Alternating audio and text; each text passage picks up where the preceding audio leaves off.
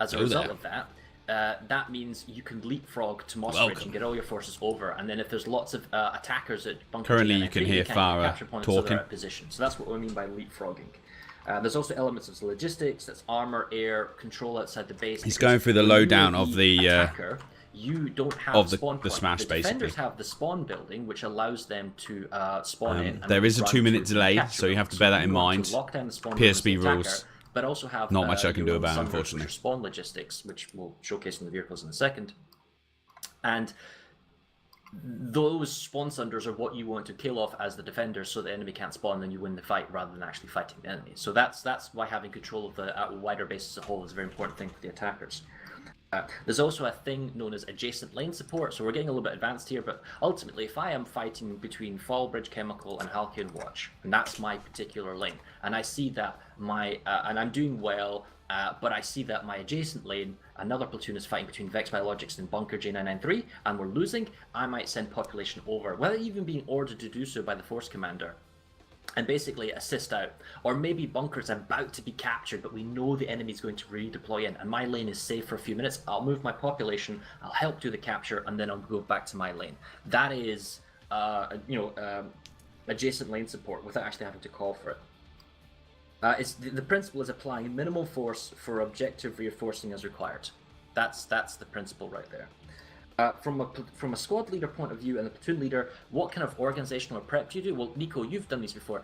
Did you do any kind of prep work or lane? Do you walk through the lane? Do you prep for each base when you're doing one of these? So each time, well, basically the platoon leaders and the squad leaders work together to come up with a tactic for each of the lanes, and they walk through each scenario, and planning can be up to 2-3 weeks before the actual smash, so they can be planning all of the scenarios that could happen. What if we don't take this base? If we take this base, what are we going to do next? And they can go through every scenario to try and be able to figure out what they're going to do and if something goes wrong. Now, obviously, one team is going to do more planning than the other. We've seen that normally. Not one team does all the planning, the other team seems to do a little bit, and not as much as the other one anyway. So, but it's they spend a lot of time planning it all out and working what's going to happen, and worst case scenarios is pretty much every time. So hopefully each of the platoon leaders are communicating this time with each other to the actual force commander and the squad leaders as well, because that is something that we find that is really difficult when in these smashes, that the communication is very poor.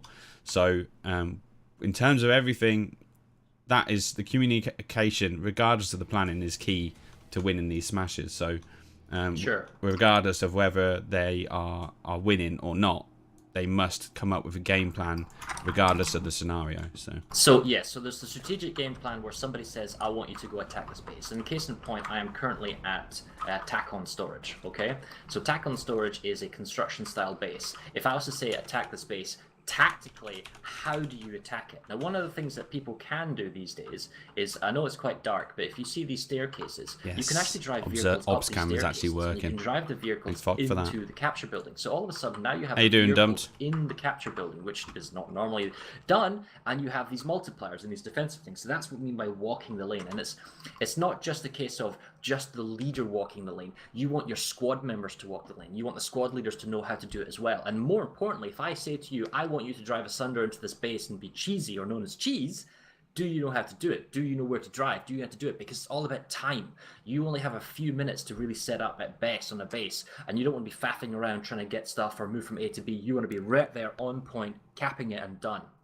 So that's where like pre-lane walkthrough and understanding how each base works in defense and offense. So like if the enemy is already set up on your base, let's say Tacon Storage belong to the Vanu Sovereignty and the Terran Republic are attacking it. What does the Vanu Sovereignty do? Do they just spawn into the spawn room and run towards the capture building? Because that's pretty exposed and they may have vehicles in it. Or do you try and kill off their spawn logistics? Do you spawn a base back? So as the attackers and defenders, you need a plan for offense and defense. How do you attack? How are you going to remove the logistics? How are you going to get your people across? How are you going to like leapfrog? And then as the defenders, you need to know, well, how do we counter react to this? How do we deal with it without having to dump lots and lots of people here? So that's one of the things about setup. And then you also have the squad itself is the cohesion of the squad. As we were talking about the multiple classes, there are infiltrators, there are medics, engineers, heavy assaults. What is the ideal setup? Do you have one infiltrator because they have motion sensor tools, so that allows them to put that, you can have information on the radar. Do you have one or two medics? You can have fire teams, which are subsets of it. So do you have like one medic for every heavy assault? Do you have an engineer for every max? It's how you go about it. And then there's an extra element because there's an individual resource known as nanites, which is 750 of them. And it ticks up every minute. You get like 50 of them. So consumables like grenades, maxes, vehicles, they all cost nanites. So you can find that you can be bled dry. So you want to be as efficient as possible. Why don't we have a quick look, while we're at it now, at vehicles. Nico, do you want to give us a breakdown of maybe some of the vehicles as I'm looking at them right now? Just quickly, are you on which faction are you on? I'm on TR today. You're on TR, okay. You can jump on VS and that way we can have a look at these things. Alright, just give me a second. I'm going in the game and then I can talk through the vehicles as they are. There's a lot of vehicles to go through. Yeah, well, okay, so I'll go for a quick brief here. So the Flash is a small AT vehicle that has a passenger. Usually not used that much. It does have the stealth ability, so the infiltrator can use it and get from A to B with stealthy. Normally not the thing that you see in ServerSmashes. In Harassers, these are small kind of vehicles with a variety of different weapon types on the top. These can be seen from time to time simply harassing, going after vehicles a bit higher up. Hossin with this jungle terrain, all kind of in... it's not an open map like say like Amrish, where you may not see that many harassers in play. The bread and butter of ServerSmash is the Sunder. The Sunder is the do-all, be-all vehicle for everything. It is the vehicle that deploys. It can offer spawning, logistics, respawns for your team members. It has a variety of gun options. You can take a general all-basic weapon, you can take a walker with anti-air guns, you can take anti-infantry, anti-vehicle style guns. And the thing is, one person can drive this vehicle and then jump between the front gunner and rear gunner. So one person in a Sunder with, let's say, an anti-aircraft gun on the front and then an anti-infantry or general all-purpose gun in the back means that one guy can drive this mobile mini-tank, as it were, spawn, deploy, and then use a variety of guns for the scenario that calls for it. Makes it very powerful. And if you have everyone with their own Sunder, it's really, really good. And they all have a bunch of utilities as well. They have extra armor, deployed shields, the proximity repair for other vehicles nearby, or stealth. So the Sunder is where maximum cheese comes from, and ServerSmash is heavily used. Did you use Sunders a lot when you were playing, Nico? Sunders are the main thing for the Smashes, indeed. And they're cheap as well because they're only 200 nanites, correct? They're 200 nanites, but the great thing about them is you can obviously use your squad to deploy straight into the Sunder as well. You can't do that with a Prowler or Lightning. So it's a mobile spawn platform as well as being deployable at the same time for the rest of your team. So we've also supplying mobile anti-air, mobile anti-infantry, and also some anti-armor. It's just the best thing to be using in the Smash overall. You have 3 or 4 of these together on a front line when you're attacking a base. I mean, there's not much the infantry can do about it when they're working in a close-knit team together. So we're moving on here because we've not got a lot of time. The Lightning is the light purpose tank that can be taken from any terminal. They have a variety of ones. They can have an anti-air gun. They can have a variety of multi-purpose different weaponry. You may see these every once in a while. It's just a kind of we'll turn the camera off on the stream stats. Like a vehicle or some players, but it's not usually the case. The Terra Republic has Welcome, ladies and gentlemen. I'm Erots, your referee for the ServerSmash today. The special rules for the match are... Who was that? It's the referee. No anti-infantry mixes, no FPL locals, no coyotes, no hyenas, no construction, and no ends. The Mag Rider, which and also is the new tank, which will show you if you see one in game. You've got the primary weapon, you've got a secondary weapon. They can be mixed and matched. These things Mute are the referee. Tanking, we don't need pushing. him. You may see them if there's a particular lane where it's open and you want muscle pushing through, moving up your logistics in your vehicles, controlling the outside. The Mosquito is our Emperor-specific fighter for the Terran Republic. The Vandu Sovereignty have the Scythe, which we'll showcase a little bit later when we're actually playing the game. The ruling is no lock-on missiles, so it's all kind of nose and gun or ground pounding. We'll see whether or not the Air Force plays a big element in this particular game, especially with no air lock-ons. The Valkyrie is sort of like the helicopter squad spawning option, so you can get 5 guys in this, no maxes however, and you can get from A to B very quickly. And in the jungle dense areas of Hossin, we may see that the Valkyries are the way to get from A to B very, very quickly. The Liberator is the gunship. These things are quite tanky. They're essentially the flying tank of the air. They're gunships, Miller and powerful, and without China, I think they may be something quite like resilient to enemy ESF fire. So if you've got some really good Liberator crews to do, we may see them doing a lot of damage. The Galaxy is the big workhorse in terms of transport of the skies. It's not the Sunder of the skies because it can't do the same as deploying and offering multiple people to spawn in, but it can carry maxes, it can carry infantry, it's got a lot of health, has proxy repair and proxy ammo options in terms of utility, so we can see these as being mobile gun platforms as well by supporting each other, or just getting large groups of people from A to B. And then finally the Ant, that's a construction vehicle, so we won't be seeing any of those today, right? So that is the vehicles in a nutshell, and we will definitely see more of these when we check out the workplace and the spawns. But Nico, I'm now looking at the Hossin map, okay? And we have approximately 9 minutes until this thing starts. If you're a force commander, what's your opening play? How are you going to start this? What would you do? Well, Woodman is the key base that they need to be pushing. It's such a pain to be able to take that base once you lose it. So that's the first thing that I would be concentrating on taking, is put in a full platoon or possibly splitting the platoon between Nason's Defiance and Woodman's and trying to hold the centre of the map there. That would be the first port of call. Get a couple of squads pushing towards the amp station. See how far they get. There's obviously 2 bases that they've got to get to take before they can get to the amp station. The VS front line straight in with 1 base behind at Hurricane Southern and then into the amp station. So it's depending on how they're gonna take this. I would personally concentrate on the center line and then start pushing around that way more than anything. Right.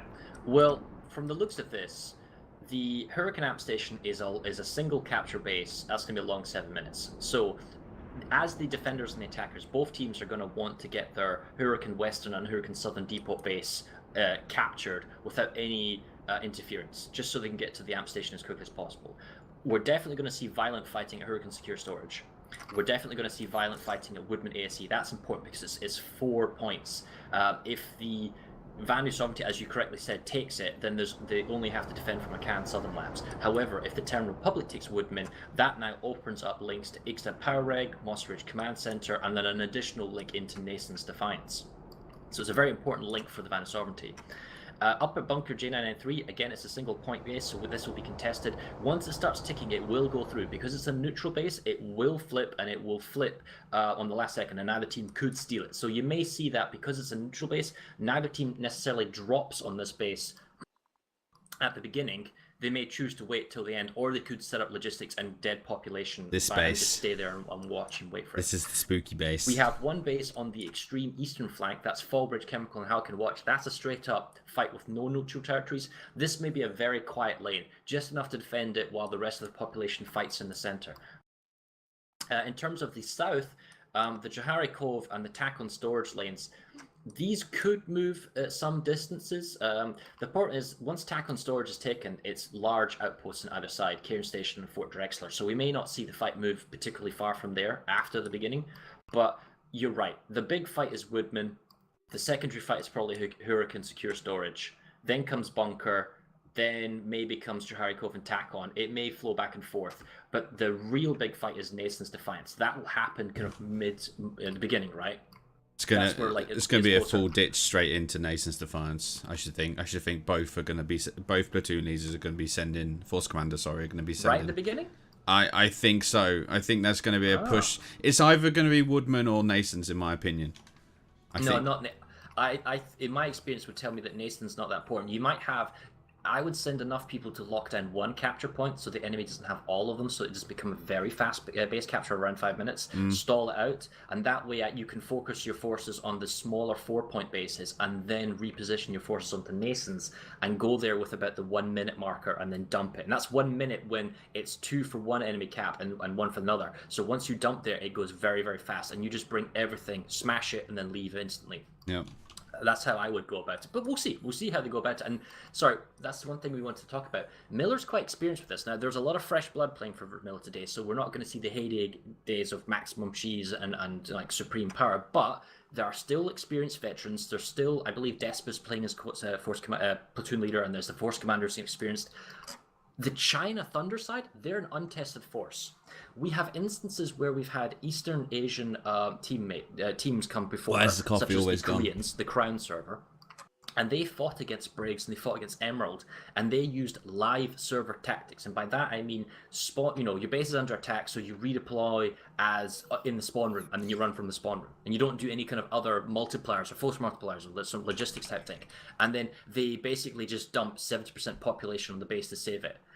That's live server tactics. Now, while that works on live server, on ServerSmash, if you dump 70% population in one particular area, that means you're short in other pieces. So that you might find that Miller pressures not one base, but 5 bases, and you simply can't redeploy quick enough, always putting out fires. It means you never get the momentum to attack the enemy.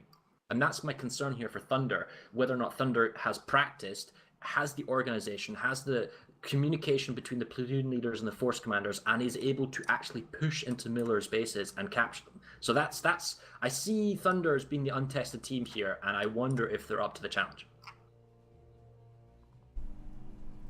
Let me grab the ref. User Hello, was referee. moved to your channel. So we are 4 minutes away, is that correct?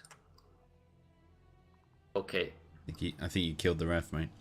Nah, he's here. So just to say, when we get to 1 minute, will you say 1 minute to go? Because then I'll drag you back into the room so we can sync up the start of the clock. Awesome. Right, cheers.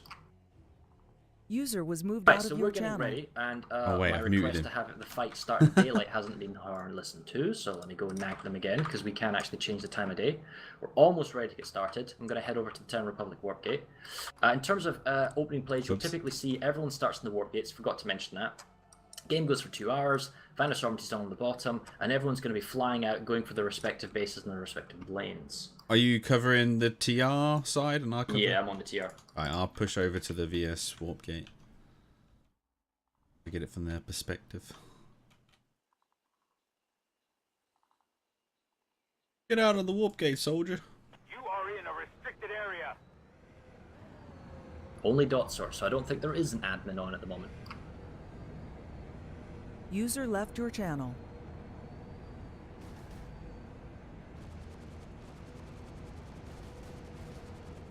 So today, this is the community, not community smash, Jesus Christ. It is the smash between Thunder and Miller on the Jaeger server. I'm casting with making sure that Farah, who you can hear, and I'm co-casting so we are 2 today. minutes from start. I believe it's a 2-hour smash or an hour and a half. Timer ready. Oh, do you have the same one as me, Nico? Same link. The link, yeah. In TeamSpeak, so that's the one we're using for overlay. The one you sent me. If anyone's not aware, PSB1 is hosting myself. That's twitch.tv/VarZelith, and PSB2, Planetside Battles 2, I believe, is hosting Nico. Why don't you tell us your channel, Nico, just before we get started? Yeah, so I'm streaming on both YouTube and Twitch, so if you just type Nico101 on YouTube if you prefer that, or it's Nico101_YT on Twitch. So you can find my channels. I think I'm slowly progressing up the list of channels. Oh no, I got 4 people on Twitch. See, the biggest problem is most of my audience is on YouTube rather than Twitch. So match starts in 1 minute. Match starts in 1 minute. All right, I'm gonna move them up. I get a lot of. User was moved to your channel. Okay, so that's our good fellow moved up. So I want you to give me a 10-second proper countdown, Fabian, and then I can start the clock as soon as you hit 1. All right? Yes, correct. So here's the Town Republic, and back to, unlike the last smash we did, we do have a lot of ESFs. Everyone will have pulled their ESF and you might have a couple of liberators. I'm gonna pull the webcam off now. Galaxies, but it's all about flying. You don't want to see my face the whole stream, right? Possible. That's the sort of. Unless there's a petition to keep it on. From now on, we're just going to go full pace ServerSmash, and I'm sure if you don't understand what's going on, you can just say so in chat, and I'm somewhat 10 seconds. 9, 8, 7, 6, 5, 4, 3, 2, 1. Match start, match start. Good luck, everyone. And that's it. 2 hours to go. Here we go. Miller immediately leaving at the warp gate. I assume all the VS and sites are doing the same? Yeah. Well, there's all the galaxies are waiting. Okay, now they're moving out. It's a really slow start from the VS. Maybe they don't understand what go in English is. I don't know. But the fact is, one of the dangerous things when you leave the warp gate is the fact that you ran into other people really easily. Yeah. And you gotta check the minimap here. There's so many things flying off. And you think you ram into people and you can die, and it's like, it's so frustrating. So, the VS. This is a really interesting. There's 6-7 galaxies pushing the. Really, galaxies. So the first fighting we can see is over attack on storage, and it's basically just people bailing to grab on the capture point, and then you're just opening air battle in the skies. It looks like there's a huge force going to Jahari Cove. I'm not sure if these guys are full or not, but... Down in the south, you say? Yeah. Oh, yeah, we see the galaxies. Okay, someone just... Oh, no, they just got bumped. The second galaxy just got bumped. Hopefully they bailed in time. I hope they're not bailing out their galaxies. Alright, so they flew. So they didn't use scythes. They flew their people. Flying not on a scythe is typically slower. The only reason you would do that is if you were bringing maxes in. But we see the the VS, the purple guys. They've got themselves Jahari Cove. We'll look at the map in a second. TR's gone really heavy into tack on storage.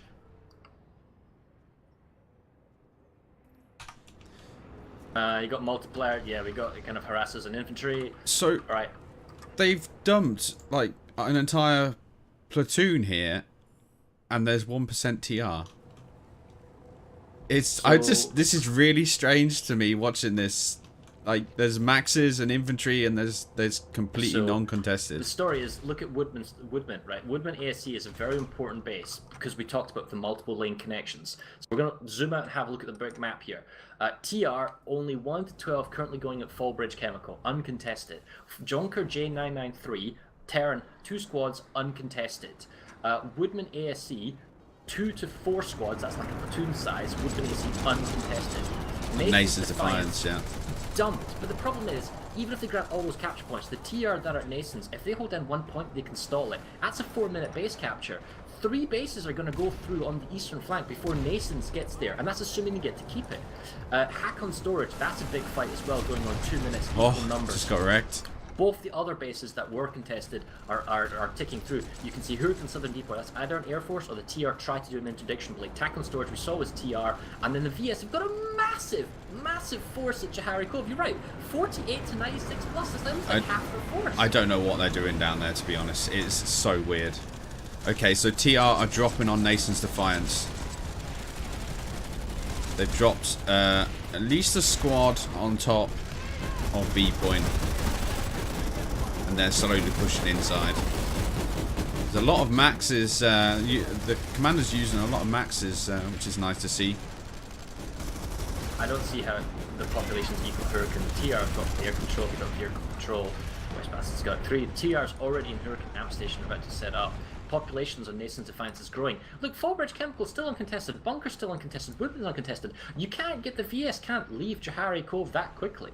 They'll get it, but the fact is tack on storage. Oh, you know what? The TR could even go to Jahari and try and steal it, but that probably won't happen. The thing is, once tack on storage goes through, the TR can shift down south and go for Root House Distillery, and that can cut off this VS force at Jahari. I don't understand why they're still there. They should have redeployed immediately. You don't need that many people, though. That's the thing. I don't know. So, Nason's Defiance has been stopped on the cap timer. Currently, VS have 1 point and TR have 2, so it's now an 8-minute timer. So that base cap has been stopped. And Woodman's... that was the TR, right? You just want to stall Nason's out so you can grab the other bases. Yeah, and Woodman's is a 1 minute cap timer, and I think that base is going to go through unless they drastically redeploy over there. I'm loving the air battles anyways. There's a hell of a lot of air, which is nice to see again. Seeing mostly TR. Where is the VS main air force at the moment? I don't know. I can only see TR flying around in the sky. Yeah. So, you know, I see lots of TR and TR staying in the air, but I don't see his VS. Now, if you look at population control, equal populations. It is equal pops, guys. This isn't like TR has brought more. It's 49-49. And Woodman ASC is going to go through for the TR. This is an incredibly important base. And are they going to leapfrog? So this is the capture point. There's nobody on the capture point at Woodman ASC. They decided to leave. It's just gone. And the thing is, look at this. Have they got... Yes, they've got people at Moss Ridge. They've got people at... Oh, they don't have people at Ixtab. But they've got Moss Ridge Command, so they're ready for that one to flip through. As soon as Fallbridge goes through, they'll get construction at Omega, and they'll go for Bridgewater shipping. That's Woodman taken. That's Bunker taken. All the bases. And look at this. I was right. So the attack and storage forces moved to Ruhas Distillery. They've cut off the entire Veers force at Jahari. They're going to have to come back and do that save. Yeah. And at the minute, they're still at Jahari Cove. Alright, we need to go check that out. Alright, I'm currently having a quick peek. Miller's bringing more reinforcements. He needs Valkyries and Air Force. And the problem is the Valkyries, they've got close air support. So Miller's got that sort of force multiplier effect here when they've got the guns, they've got the weapons, they've got all the kind of Air Force shooting when they need to. And all the China side Thunder players are just going around as heavy assault trying to fire rockets. It's horrendous. Let's go check out Jahari Cove. What's going on here? Alright, Jahari Cove, finally the numbers are dropped. Yeah, because they've gone back to Woodhouse. So Nascent is getting cleared up like crazy. The TR are just bunkered down now and just clearing up the points. The VS are still trying to push into C point though. There's a lot of forces here and they're deploying beacons to get down here. Slowly trying to push back into B point, but they're kind of at a stalemate at the minute. Well, one thing that the VS have done, they've realised the threat of Ruhas Distillery and they've redeployed in population numbers. It's not 70%! 70% dumped in here. They've still got some numbers going for Gahan Southern Crossing, and it's just a huge infantry push from the spawn room. This isn't technically how you play ServerSmash, because by dumping 70% here, you don't have it elsewhere to judge your response, right? But I tell you what, if the VS were smart, they could go to attack on storage after this with a distillery and safeguard their flank and maybe push back. So the VS are bunkered in underneath a B point, but they don't seem to be pushing towards the point. They're kind of farming for whatever reason. Check this out. TR has abandoned Verticam. VS is currently going for it because there's no value, and there's a harassment force of TR at Cairn Station, and by that I mean small numbers, flipping the points, making sure attacking can't be done, and forcing the enemy defenders, that's the VS, to send more population there to try and save it. TR's also going for Ixtab Power Rig 1 to 12, small numbers, Moss Ridge, small numbers, Omega. Construction at Omega is cut off, so they have to fly in there. That's going through, and Bridgewater's going through. The entire east, in fact, did nobody tell Thunder this is like there's an east to this map? I don't know. This is maybe their compass is broken. All right, we'll see. Right, let's go get to the space and check out Charlie. I'm still trying to figure out what's happening at Nascent's. The VS is still in the same place where I saw them last. Well, the thing about Nascent's is, it's not who's got the most capture points, it's whoever's got general control. So the moment the TR captain, because they have 2 capture points compared to the VS as 1, right? But the VS just needs to grab 1 capture point at the last moment, and then it's their base. And with the amount of effort they put into Nascent's, they have to take this base. Yeah. It'd be criminal. The TR, they're getting so much for letting, pop sink here, that for them to take at the end, it would be a huge victory early on. Oh, hang on a second, what's going on with the map? Is it 44? No, territory control is 4451. Why is the map update not updated? Is your map score updating, dude? No. Do you want to try refreshing or playing with that? Or do you want to try, because the game clock is going to be very difficult to sync if we don't have any other way. We need to figure the score system. 44 to 51.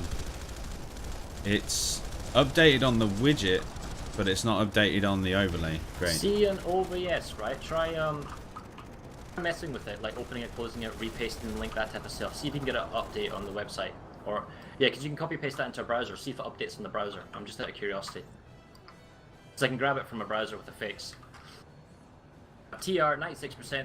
You can see this is the other thing we're talking about. They've redeployed huge forces at the very end. When it gets down to the last 10-15 seconds, this is where you redeploy. This is where you bring in maximum numbers. You guarantee the capture. VS have been wiped from here. They can't do anything. They can't grab the capture points, and boom, that's it. They Nascent Defiance is taken.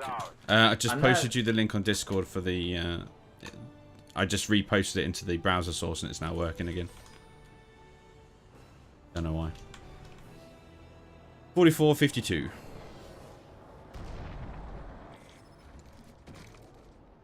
I was too close to a vehicle, Pat. That's the first time an ops cam's been killed by anything. There we go. We did the link. Is it going to give me a correct date? Yes, it's correct numbers. Hooray. There we go. Scoreboard system. Okay, so if you check out Hurricane Amp Station for me, I'm going to go to Gannon Southern Crossing because that's the one place the VS are currently actually making progress. Oh, well. When you go too fast in the observer camera, it kind of freaks out.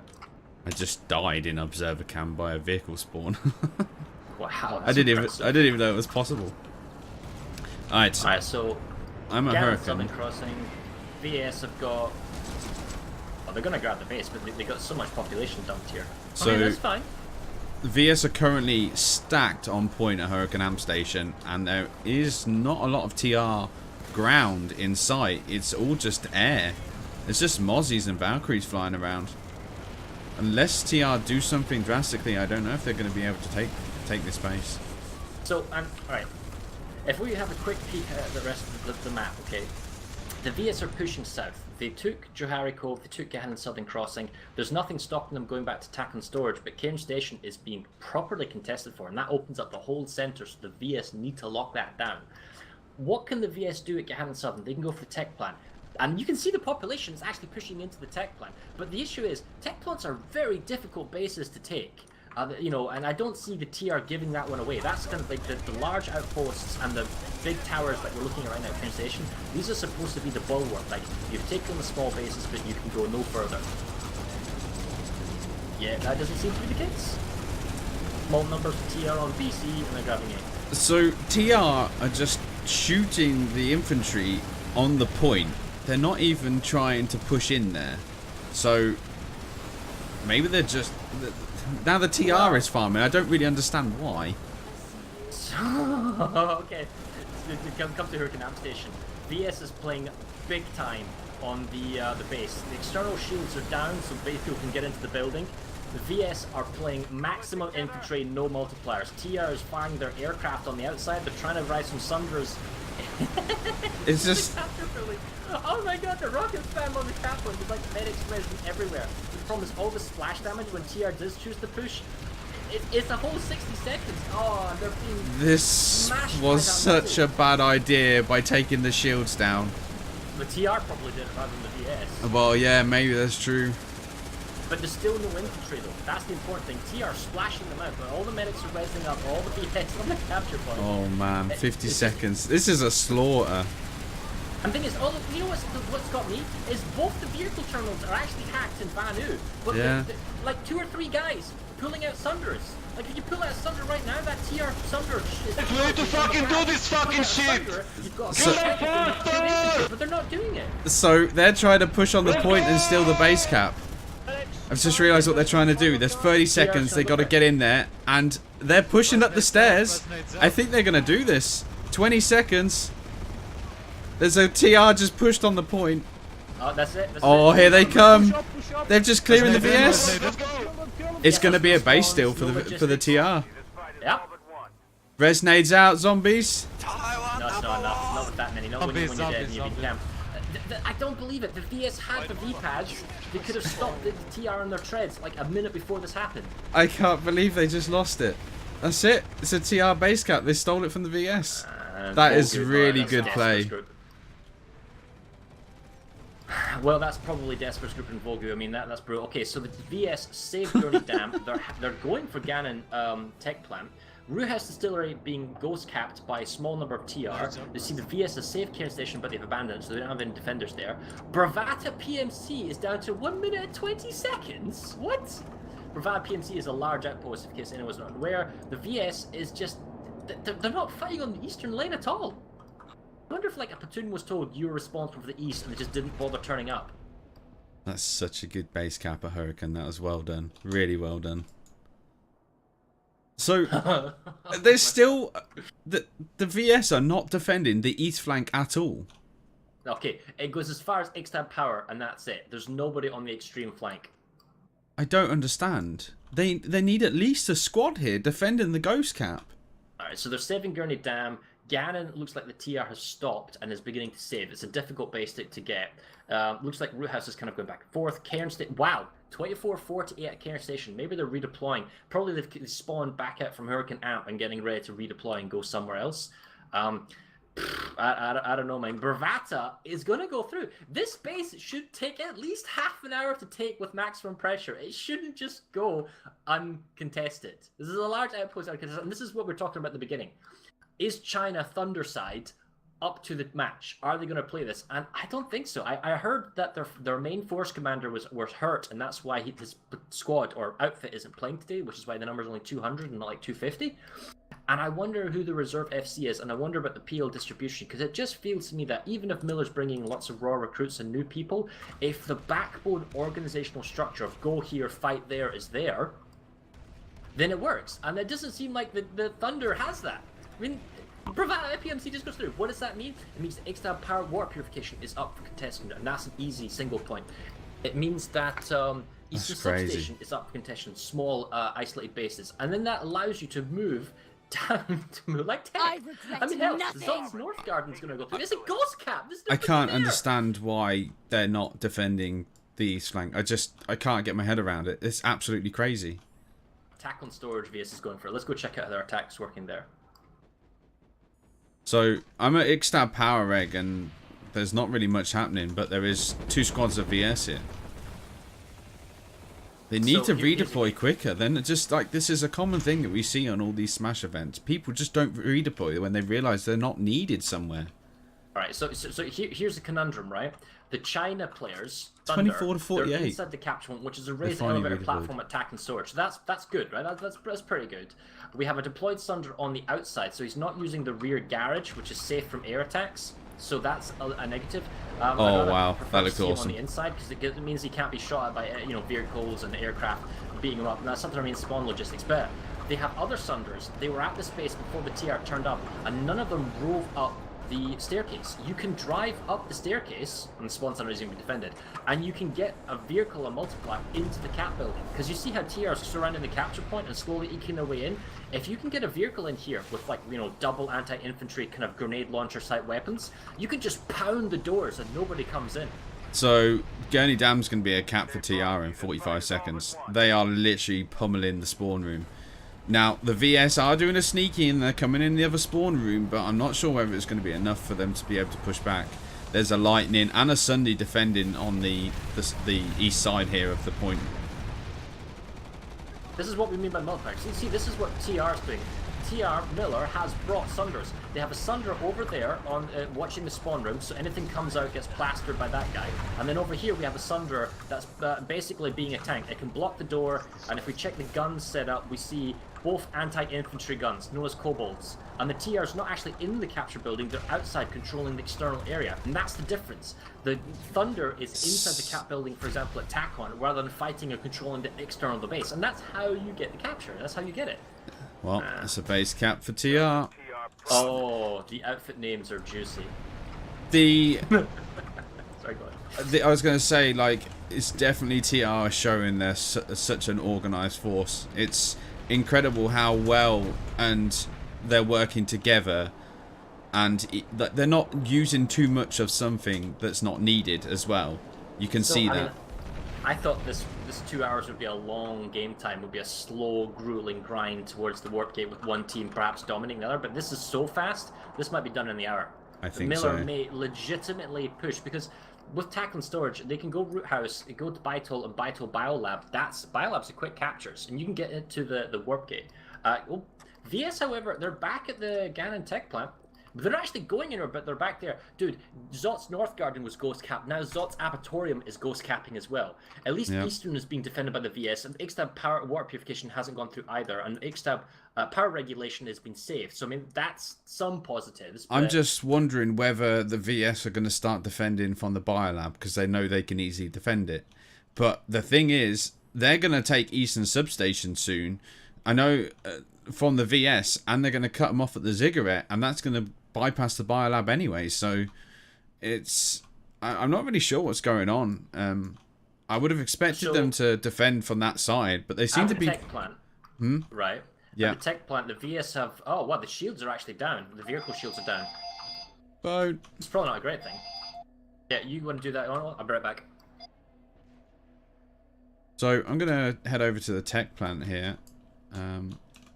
Looks like it is going to be...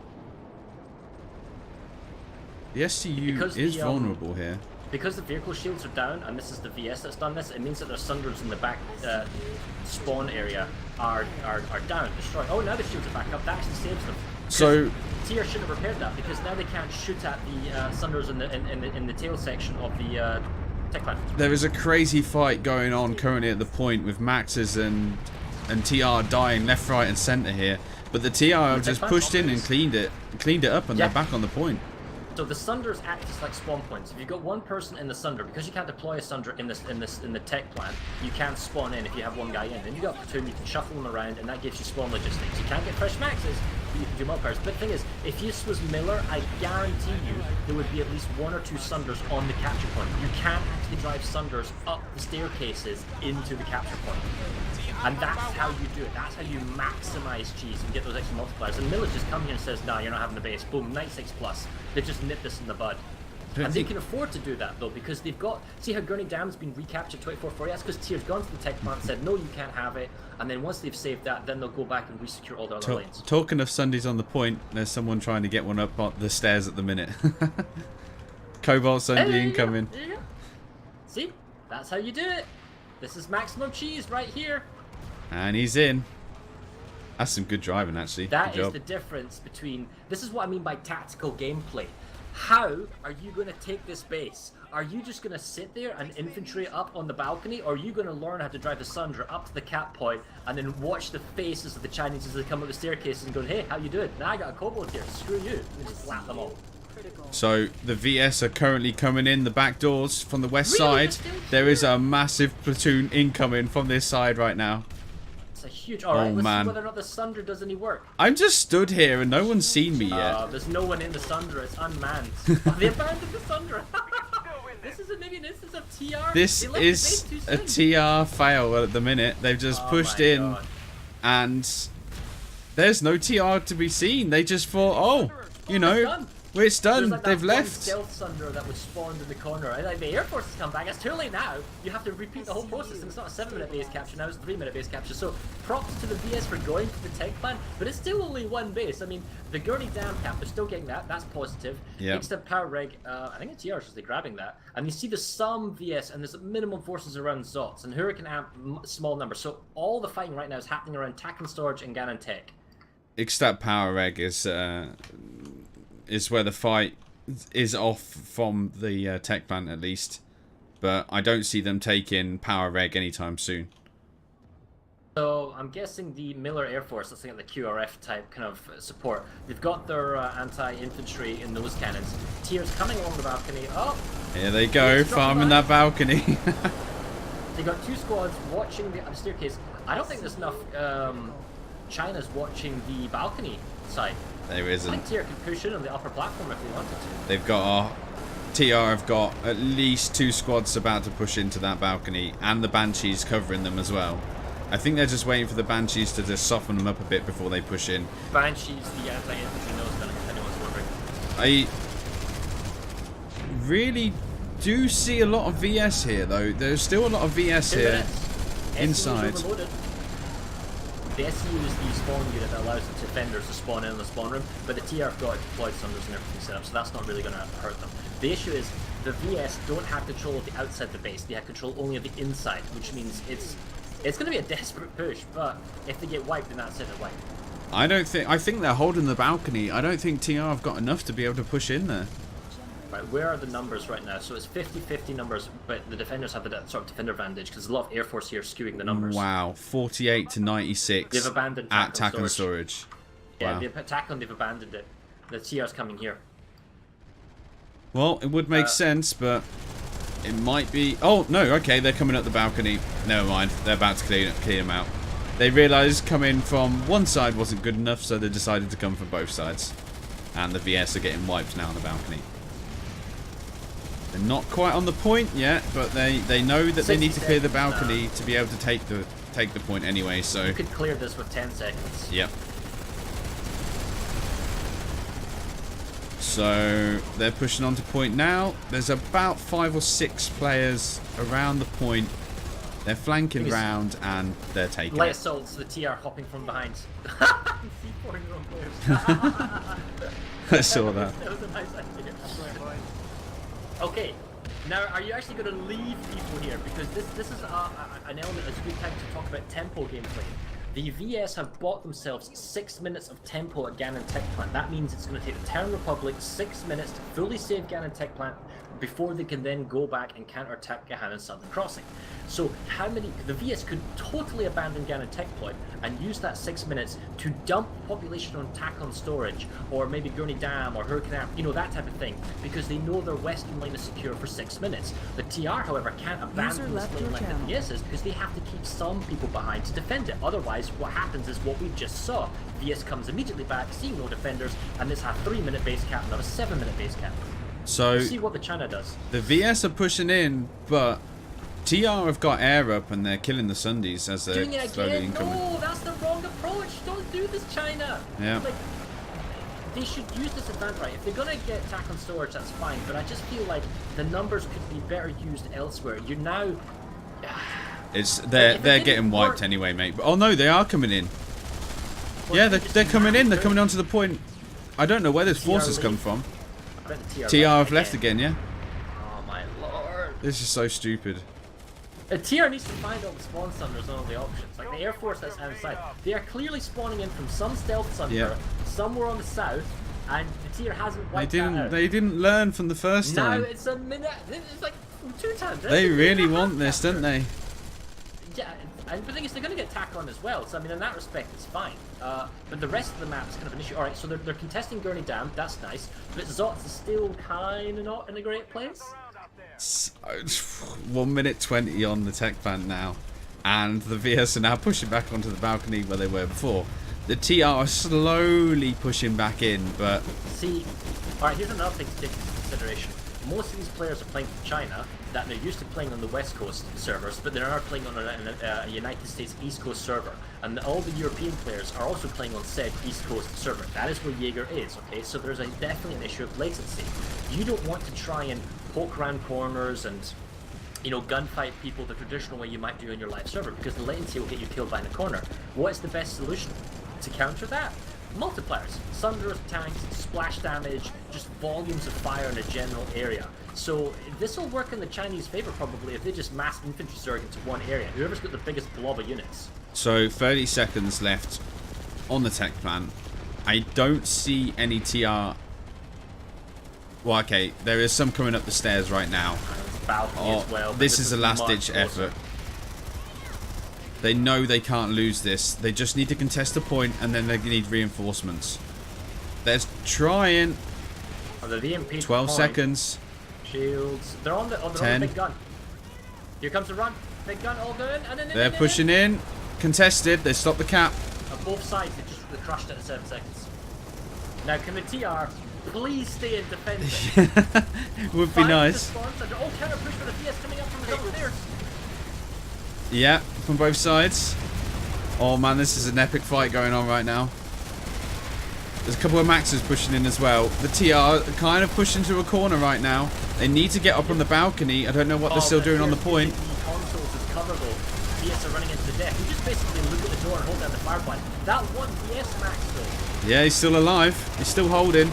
His body's going left, right and centre right now. Isn't there a rule that there's no anti-infantry maxes and there's not an anti-infantry max?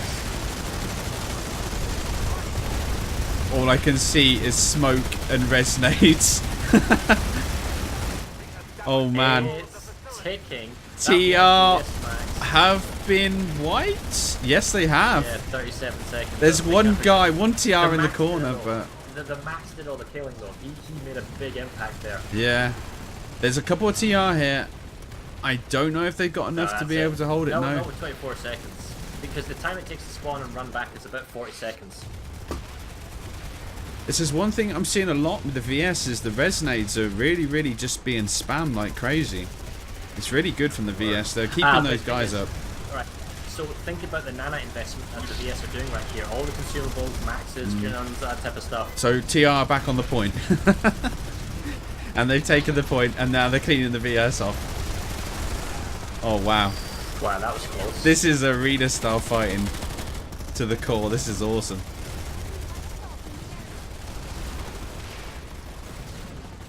Have they taken the balcony? It's so close, the VS doesn't want to give up, and I can appreciate that bit. Alright, so can the VS maximize this? Well, they've sucked in so much pop because they're basically playing the game. It's a 96+ by both sides, Royal Rumble in the Gahanan Tech Plant. Right, so who's left outside the map? You see, the TR have actually pushed up the Eastern Substation. They've grabbed it, and they're grabbing Ziggurat, which will cut off the Biolab. They're grabbing the Biolab, they're grabbing Zot Sabotorium, they're getting Ixtab Power Reg, they're getting Ixtab Water Purification, they're getting Hurricane Southern Depot. They're losing Fort Drexler. So the fact is the VS are mega pushing 2 lanes, but there are more than that. There's 1, 2, 3, 4, 5, 6, 7, 8 other lanes in contention, not including the tech plant Fort Drexler. I can't believe they managed to take the tech plan back after all that. I think that was a 6-second cap left, and they managed to get back on the point. Okay, so definitely the TR is now going the way they were coming, and they're looking for the spawn option, whether it's beacons and sunders. That's got to be it. That's got to be the spawn logistics now. VS gone. Alright, yeah, so the population's crashing. Yeah, so TR finally realised, like, hey guys, you know, we need to find the Sunday that's been hiding the whole time here. So there's a small VS force that's at Fort Drexler, small-ish. They are trying to take back the Charlie capture points. No, the TR's got that, so that it makes this a 10-minute base cap. That's going to take a long time. Ooh, Valkyrie drop. He's even fixing his Valkyrie. Well, I think that's a resecure for TR. However, they aren't getting the Jennies back up for whatever reason for the SEU. So the thing is, right, if you're going to take a large outpost, the way it typically works is it's very easy for, like, just as we saw as the tech plant, right? You see how it took 7 minutes, and that 7 minutes is enough time for the town recruit to spawn in and try and save it. And that's the same with Drexler. Multiple points means you can't defend one area, which makes it very easy for the VS. It's an open base, requires vehicles, multipliers, that type of stuff. So you need to pressure in, like, 4 bases to stretch out the defenders so that you can then force the capture on, for example, Drexler. That is difficult when you're on... Go ahead. There's a Galaxy coming from the VS and more Sundays and Lightnings. They really want this tech plant. Yeah. No. Yeah, they're pushing another armor column back in. There is at least 2 squads here that I can see on the map. Oh my god. They're pushing back into the same way. The thing is, VS has an advantage here. They had like a they had a full 6-minute safe lane where they could have moved over, they could dump population on Drexler, they could dump on Huracan, they could go back to Gurney Dam. Like Lambda's now under contention. It's just, right, you didn't capture the base, bad luck, but at least you've earned yourself 6 minutes of free time in the lane to go somewhere else or do something productive. They're not giving up, man. But no, let's just charge. They're pushing back into the point now. I'm following the VS push in. They're going back up the stairs, and they're going to be on the point again. Now, is the TR defending? They have some guys here. Okay, there's at least a squad here defending, which is good. The VS... yeah, the thing is, the VS, if they're going to come here, they need to come in here uncontested setup. If they could get 2 or 3 Sunders up, like the TR one did, that would be a huge benefit. Yeah. So they're coming. VS are coming in balcony and they're coming in stairs, and they're slowly cleaning in the TR off the point. They are taking the point now. Yeah, but nah. I can't believe this. They're gonna take it, I think. Oh, and maybe not actually. No. No. Oh look, the TR's got a harasser up. Yes, they have. And it's got a marauder. That's an anti-infantry grenade launcher. So yeah, that's going to be hilarious. He's shooting the balcony. Oh, he's balcony, yeah. This is what I mean by multiplier. You can't have a normal infantry gun that does this. You drive up a harasser? Yeah, just spam them. I would have said they would have been better getting 2 harassers on the point and staying here until the cap was complete. Yeah, you know, I've spent a lot of time at Gahanin. Let's go check out some of the other bases, what's going on here. So we're gonna... Ixtab is being taken by the TR currently with a 5-minute timer. They checking out Fort... Yeah, go ahead. Finally have decided to defend the east flank at the ziggurat because they know they're going to cut the biolab off. The TR is saving Fort Drexler, so that's not going anywhere. Hurricane Southern Depot is captured by the TR, or saved, or whatever. Outpost Lambda, that's the next one. There's 2 squads here. Let's look at squads, 2 squads, 12 plus, right? And it just, Lambda is one of these bases where, you know, you run from the spawner, you got 2 options. The TR can camp the spawn rooms, no one can really spawn in. The best way to come at it is come out from behind. So the VS, if they want to save Lambda, you go back to like Hunter's Blind or Cairn Station, especially Cairn Station because you can get large vehicles like heavy tanks and whatnot. Drive up, you kill off the spawn sunder, which we see on the map is on the western southern edge. Stupid overlay's broken. You can deploy and you can get into the capture point. There's nobody defending Lambda here. See, now what I would do with the TR is, since they're on such an offensive, I would push tack and storage to take root house and cut off the stupid fire of the tech plant. Yeah, I think that's going to be the best way.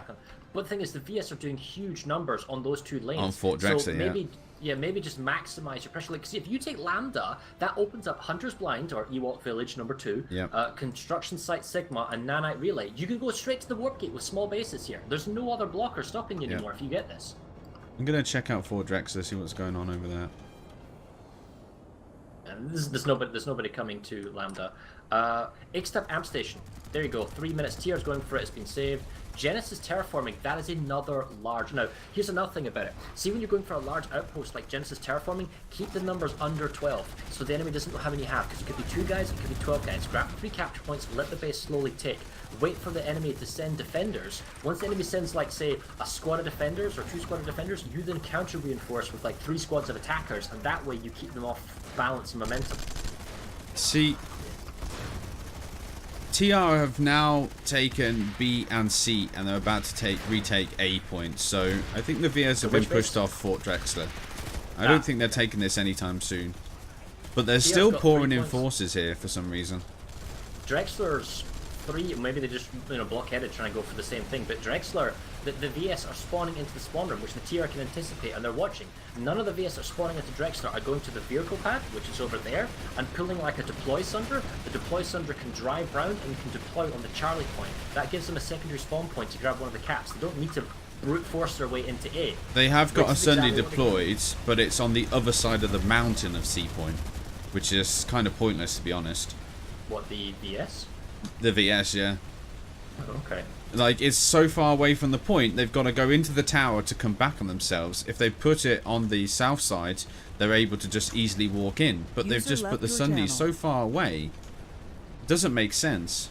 But there's So how many people did they dump here? 6%. Did they take... Alright, so Ixtab died off. That's why they were able to redeploy. So, they have like a little armor formation on the hill. At Drexler? At Drexler, to the northeast. I don't understand what it's doing here. It makes no sense why they're just shooting air with it. Anti-air. So they've got proxy ammo. They don't have proxy repair. Maybe they think TR's... And they've got... Well, okay, so the deploy sunder actually is great for running into Charlie. So that's useful. But the thing is, they don't have any of the capture points. They're just dead population, not doing anything. TR's like, alright, fine, we're just going to leave. There is literally a squad, or maybe 2, just here doing nothing. That's at least 6 people. At least 6 people. 7 for the lightning, 8 for that one. Yeah, okay, so it's 8 people at least in moving vehicles. And that's assuming it's 1 driver doing the gunner as well. They are slowly pushing into C point, but there's 3 or 4 guys, and a couple more coming in, who are just getting farmed by some TR. It's like this is like a rogue squad. Of the 200 versus 200, it's like 90% of the map is being fought over by like 12 people. Yeah. and like 10% has like 190 people or 180 people just fighting there. Like, so there's 2 infantry right now from the VS going for Zot's Northgarden, and now there's 2 TR moving up as well. It's just a small little infantry fight. Thing is, if you were attacking Zot's Northgarden, you can actually drive Sunders up around onto the capture point. You can get double Sunders on the capture point, which means your squad can spawn in, you can do double proxy rep, you can have a blockade Sunder that's got extra armor with extra anti-infantry guns like those Kobold variants, and you can be here and you can stall this base out, but they're just doing it with infantry, and there's nobody here defending. It's not like it's a contested base line on the tech plant where you're fighting into TR, so they could bring these vehicles in the first 2 minutes and be uncontested. So I hope the VS have actually pushed Zot's Northgarden. There's a 1 minute cap on that. I regret nothing. Zot's Northgarden, there's accusations of hacking going on in chat. Really? Yeah, there's one TR guy running around, one VS guy killing all the TR, but whether that's actually something, I don't know. Probably just lag. But the VS is grabbing it. Yeah, there's a lot of latency, that's for sure. Alright, so here comes TR, Valkyrie, sort of QRF on the capture point. You take down the VS heavies that are here, and that's a save. And I tell you, if you were 2 heavy assaults and only 2 heavy assaults, and you had 2 proxy rep Sunders with anti-infantry plastering guns, that would have been 10 times harder for the TR to do something about. Can't really understand what's going on. Like, why did they attack Zot's North? Density terraforming has been saved. Cairn Station is being contested. Hunter's Blind is being heavily fought for, but the TR just missed it. I missed that. Tackling Storage. Oh wow, 60 seconds, but they're out pop. Let's go check that one out. I really want to cover like the center and eastern parts, but all the fighting like this is happening in the extreme west. Yeah. Here. So TR is heavily outnumbered. But they have the They are taking the point, yeah. Somebody is pumping a lot of smoke. Oh, they've got a Marauder Harasser up on the cap point. That's going to be a big impact here. All anti-infantry weapons are banned from the max. All anti-infantry weapons from the max are banned. Yeah, so that's somebody doesn't know the rules or doesn't pay attention or doesn't care if you're losing, just using that stuff. So this Marauder is making a huge difference, and that's why. Oh, you can just look down. You can just plaster the doors. You can plaster the staircase coming up.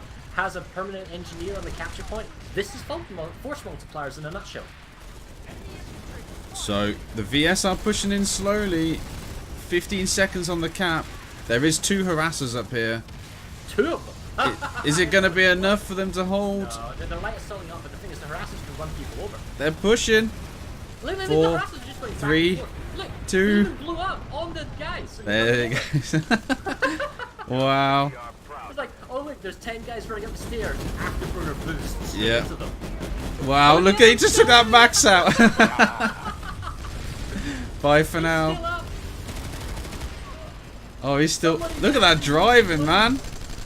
Somebody's put him up for that marker on the top. You know, the revenge thing. It costs money to put a marker on something like that. Okay, so the VS gets here, but they've lost the base. Now they don't have the spawn logistics. They don't have a spawn Sunder. TR respawns in from because they got the spawn building. And now it's just going to be a case of picking off the defenders. I think the VS now has to hold this for 4 minutes. They don't have Sunders. They don't have... Like, the TR is only defending this actively for 2 minutes. And the VS now has to defend this for the 4 full minutes.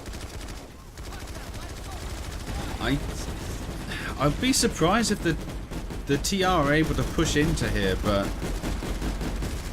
No, they'll get it because it's VS infantry only. Like, it's such a good base to defend from. That's the biggest thing with this base.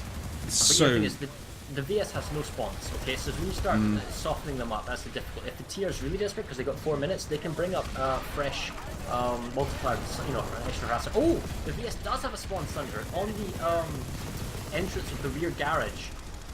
Although somebody's in the gun giving away its position, but ultimately that's where it is. So they do get fresh numbers coming in. While this is going on, TR push cannons fully saved, massive fight going down Southern Crossing. In fact, they're going to take that in 30 seconds. Yeah, that's a huge fight. Put my neck. But the TR's got them off the point. There's barely any TR whatsoever on the capture point. Deployed Sunder, stealth at cap. They're just camping the spawn room. So there's no way the VS is going to do this. There's so many TR ESFs, and I have not seen one VS ESF since the start. Oh, so the NC have got a deployed Sunder stealth close to the cap point on the south side rather than the north side. The NC? But the TRC, no, so the VS. But the TR, sorry, has like motion. We saw them coming, so everyone just turned around and just ganked them off. So counter push by Miller on TR, pushing back then on that extreme western lane. Attack on store, dude. The number is 48 to 96. All right, so the VS is probably going to take this because they're dumping a huge amount of people. But Cairn Station, 3.5 minutes. Oh, the Ziggurat was captured and we didn't even see it. The biolab is cut off. Oh yeah. No one can redeploy in, so they have to fly in. So that's that was a spooky one. That was alright, sneaky. Yeah, alright, okay, so Eastern Substation has got 48 plus allies and they're going to go for that. But Ixtab Water Purification has got 2 squads of VS trying to take it back. But the AMP station's under attack, so even if you take Water Purification, you need to save the AMP station. Hunter's Blind, as I lose my voice, has been captured by the TR. I'm going to watch the center here because this is now the push of the warp gate. They need to save it, but they're already on the next phase. So the VS are still pushing into Southern Crossing. They have a Sunday at the back here, and they're still trying to push in towards the A point. The problem is the TR haven't left, and neither has the TR air. So they're just literally getting farmed as they're running towards the point. It's such a bad position to attack from. It's so far away, and there's a little cover. So there's more spicy Miller names, but outfit names. But ultimately, right, so what we've got a Miller force. They've got a multiplier Volgu Sundra, so it's Volgu and Despa that's pushing the center line. That's their multiplier that's in the capture building, double anti-infantry. You see how it's kind of hidden off so that no one can get easy rocket shots on it and it can be repaired. Plus they're holding the high ground with the engineer extra cover on the turret. It means they can watch the capture point and it's a maximum disadvantage for the VS to come in here. And then if you check the population numbers, they're about 50-50, so they've got the spawn Sunder extra option in the back, so they can run in as well, not in the obvious locations. Hunter Blind, though, is an issue, because the thing is, the TR is getting attacked from all sides, because if they push up a single lane, they can be attacked from SRB Hydroponics. So if, for example, they had an infiltrator that was harassing Hydroponics, just so Hunter Blinds couldn't be capped, but to be seen whether or not the TR can save this. If they get Sigma, though, they're right knocking on the warp gate. I think they're trying to push for maybe humiliation by like getting to touching the warp gate. I'm not really sure, but they're certainly going for it. Maybe they're going to cut off the entire lane at Whispering Pass. Alright, so the Sunder actually has another option because you've got people in it. This whole squad can squad spawn into the Sunder, so they don't even need to spawn on the deployed one outside. So it gives so many advantages. The VS are trying to rocket it down. It's still being manned, still got guns. Engineers trying to fix it. Half health on the Sunder, down to 3rd health. Push. He's trying to stay alive. Oh, he's going back and forth. He's jostling. He's still that heavy assault and it's down. Population numbers, 54% VS. So the TR can still spawn in, but I think they're going to get wiped off the capture point now. So Hunter's Blind has been saved by the TR and they've completely pushed them off. Yeah. One thing is, if the VS don't stay at construction site Sigma for 2 minutes and the TR comes back immediately and just pushes them off or respawns in or that forces that Hunter's Blind to redeploy into Sigma, that would give them the numbers they need to push Sigma, right? But, you know, they could actually use them. So, quick peek. I'm interested that they haven't given one guy to go and ghost cap Zots North and the Biolab. I know they're taking Agriculture Lab, but there is one guy at Agriculture Lab, so he's going to push onto the Biolab now. If he just does it, goes Biolab, grabs the points, goes Zots, and then just leaves. So VS counter pushing at Zeeston Substation, 2448 uncontested, but Nettelmeyer 2448. That's it, 2448 with TR. I need to check Nettelmeyer. Are they cheesing this? If there's not like 3 Sunders on Nettelmeyer Big Tree, I'll be disappointed. TR, I am disappointed. You can drive, right? So if you come over here, you can actually drive Sunders up this. Sorry guys, but when I zoom in, the speed it does the map, so I do apologise. Such a narrow choke point, you can splash the main entries. Hold on, I'll just change. But I guess you don't need to do that because it's uncontested. But this is the perfect time to set up these multipliers when it is uncontested, so that if they do redeploy in, you can stop it. Where's the fucking mini-map zoom? This one. So the actual territory score is 68 to 29, and oh, dude, the thing hasn't updated There you go. Again. Keep the map expanded. There you go. You want it like that? Score overlay, Nico. What's that? Sorry. It's not updating. Yeah, you have to like redo the overlay, like just open it again and press OK again, and it refreshes. I don't know why it's doing that. All right. Well, thanks, chat, for updating me there. I don't know what the deal is. We'll have to talk to Poonanners there. I'm using a different overlay system today compared to the last one. Oh, someone just fell down. Right. So. Well, Melmar's going to go through, which means it's a push up to the Macalla tech plant. Currently, there seems to be a fight at Khan Station. 62% VS, 38% TR. But we need to watch the center here because they've gone back to the construction site, Sigma. So the thing is, the VS needed to stay here and defend, and then push back against Hunter's Blind. And there comes our little multiplier Sunder. They are... TR are capping Ixtab water purification and Ixtab amp station. Pretty much uncontested. The biolab's flipping now on Zots, and you can expect probably Zots guard to come next. Ixtab water purification 1 to 12. The VS have abandoned Eastern Substation or were pushed off by the force that was at Nettelmeyer. Ixtab amp station, they are slightly outnumbered, but they're kind of pushing it down. Fort Drexler, small harassment. Gannon, Southern Crossing, large VS forces trying to counter push there again. They also see a large fight going on at Cairn Station. I'm not really sure. I'm at Cairn Station now, and I'm not really sure what the TR are doing. I think this is maybe like a harassment. Harassment. Just keep it ticking. Yeah, because they're up in the hills above Sea Point. I don't know what they're doing up here. Like, are they trying to get round to Sea Point? Oh my god, the TR is actually driving the Sunder up to the spawn room. Oh, so they're just jumping down the mountain right now to try and take the Sea Point. I think they're just trying to keep trying to keep the timer going just to harass them to pull some of their forces. The problem with Cairn Station is the VS have redeployed a huge force at Cairn Station for like no reason at all. Dude. Hunter's Blind has been saved. Construction site Sigma with this multiplier Sunder and the forces that are here is going to go through. 20 seconds, yeah. Oh, wow.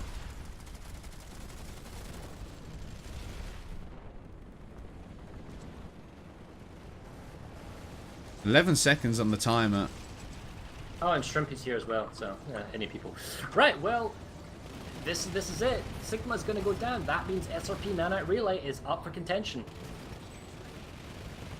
And this is ultimately this is where it really kind of matters, because the VS are trying to cut them off at Hunter's Blind. The TR can honestly choose to sacrifice all lanes and they could brute force down here. And if they cut off the warp gates, then they could recapture everything they wanted. Now they don't need to do that because they're still winning pretty easily, and it's not like a mad gas desperate affair. But you know, it's. I think they're doing it. They're gonna do it. They're gonna switch both lanes as soon as they take relay station. They're gonna warp gate them. You watch. They're gonna just redeploy everything and cut them off at both sides. Yeah, but the thing is, Hunter's Blind needs to keep being saved, and it is being saved. But the VS, the problem is they're still on that eastern area lane. So this is a base that's got a little kind of cavernous area. There we go. Oh, okay. So the VS are actually on point, and they have a Valkyrie here. So the TR have got their work cut out to try and get back to point and save it. They will be the cut off themselves, that's true. So, if they don't... Okay, they are pouring in now. Double Valks, beacons... Oh, what the Valkyrie? Why'd you jump out? Why'd you do it? But if you have closer support on that Valkyrie, you can keep offering, and you can just spam that particular area. So, TR pushing... It doesn't look like there's a lot of VS here. I know there's a few beacons, but they've got more Spitfires than infantry here. He's using rockets. Oh, the VS have got maxes. I think they're using... Okay, they've brought 2 Valkyries in, but they really don't know how to fly. Yeah, but this is the thing. The TR, right, can do the same. I wouldn't necessarily redeploy into the space and fight my way through the VS. Go to where there's an air terminal. Now, admittedly, that could be quite difficult, because that's probably Nason's Defiance is the closest place for an air terminal. Because you can fly a Valkyrie right on the capture point and drop your 6 guys in. They are just going to ruin their plans by not defending Hunter's Blind. Where is the TR? Well, the TR's got 30 seconds left. And they've backed off. Alright, so where's the rest of the VS? The VS are at Gannon, Southern. The Drexler's still harassment. You see, Ixtab hasn't got large numbers. TR trying to do Genesis. They've got quite a few people pushing Mulak as well. I guess just a slow, gradual grind. I mean, let's be clear here. We still have an hour left in the Smash. We could end it in the next 10 minutes, or we could just totally go where we are now. So, 13 seconds. They're about to get all their bases cut off. Or at least the construction site. 6 seconds. TR are nowhere in sight. I don't really care about this base at the minute. I'm not actually sure where the rest of the TR pop is. Oh, okay, they're actually trying to attack Khan Station. They're still pushing down that eastern flank, though. And Genesis terraforming as well. I'm going to shoot over there. Because Hunter's Blind has just been cut off the other bases.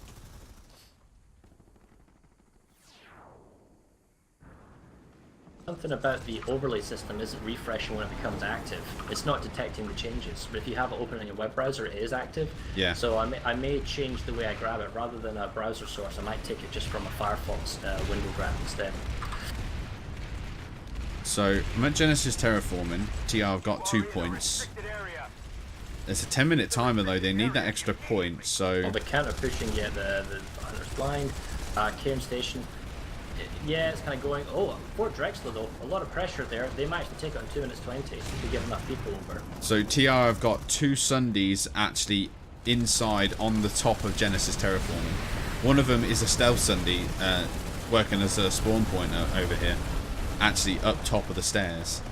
I'm going to fix the scoreboard system while I look at Genesis, so you can go ahead and chat if you like for about a minute or two.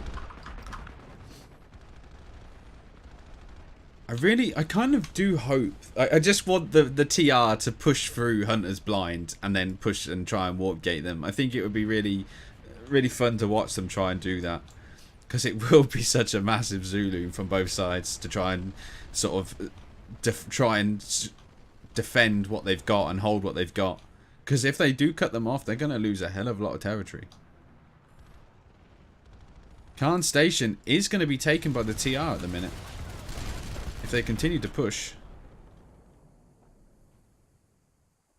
Oh, I've got the elevator bug. I just hear the audio. Hold on a second. I really like Khan Station. I think it's a well-rounded base to defend from, but it's also fun to attack because there's lots of defense from the tower itself.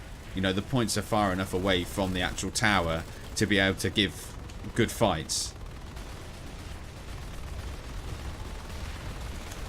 I do feel, though, that the anti-infantry turrets should probably be removed from the towers. I think they're a little bit too much. Never really agreed with base turrets in Planetside. Like, they were fun at the start of the game, but now they're kind of just a cheese platform to get easy kills from. Well, now the scoreboard system, I'm grabbing it straight from the web browser rather than the CLR browser input, so we should have an accurate score system that actually updates itself. 27 to 71. Oh, SRP Nanite Relay, they're staying with it. Cut off, but that doesn't matter. They're going to go with it. So, TR, I've got a 2-minute timer. They don't have A point because that's in the tower, but I think the TR are going to be taking Khan Station. Now, it'd be interesting to see whether the rest of the VS try and redeploy and hold what they've got. But they've just... Oh my god, mate. There's 75% VS at Gannon Tech Plant.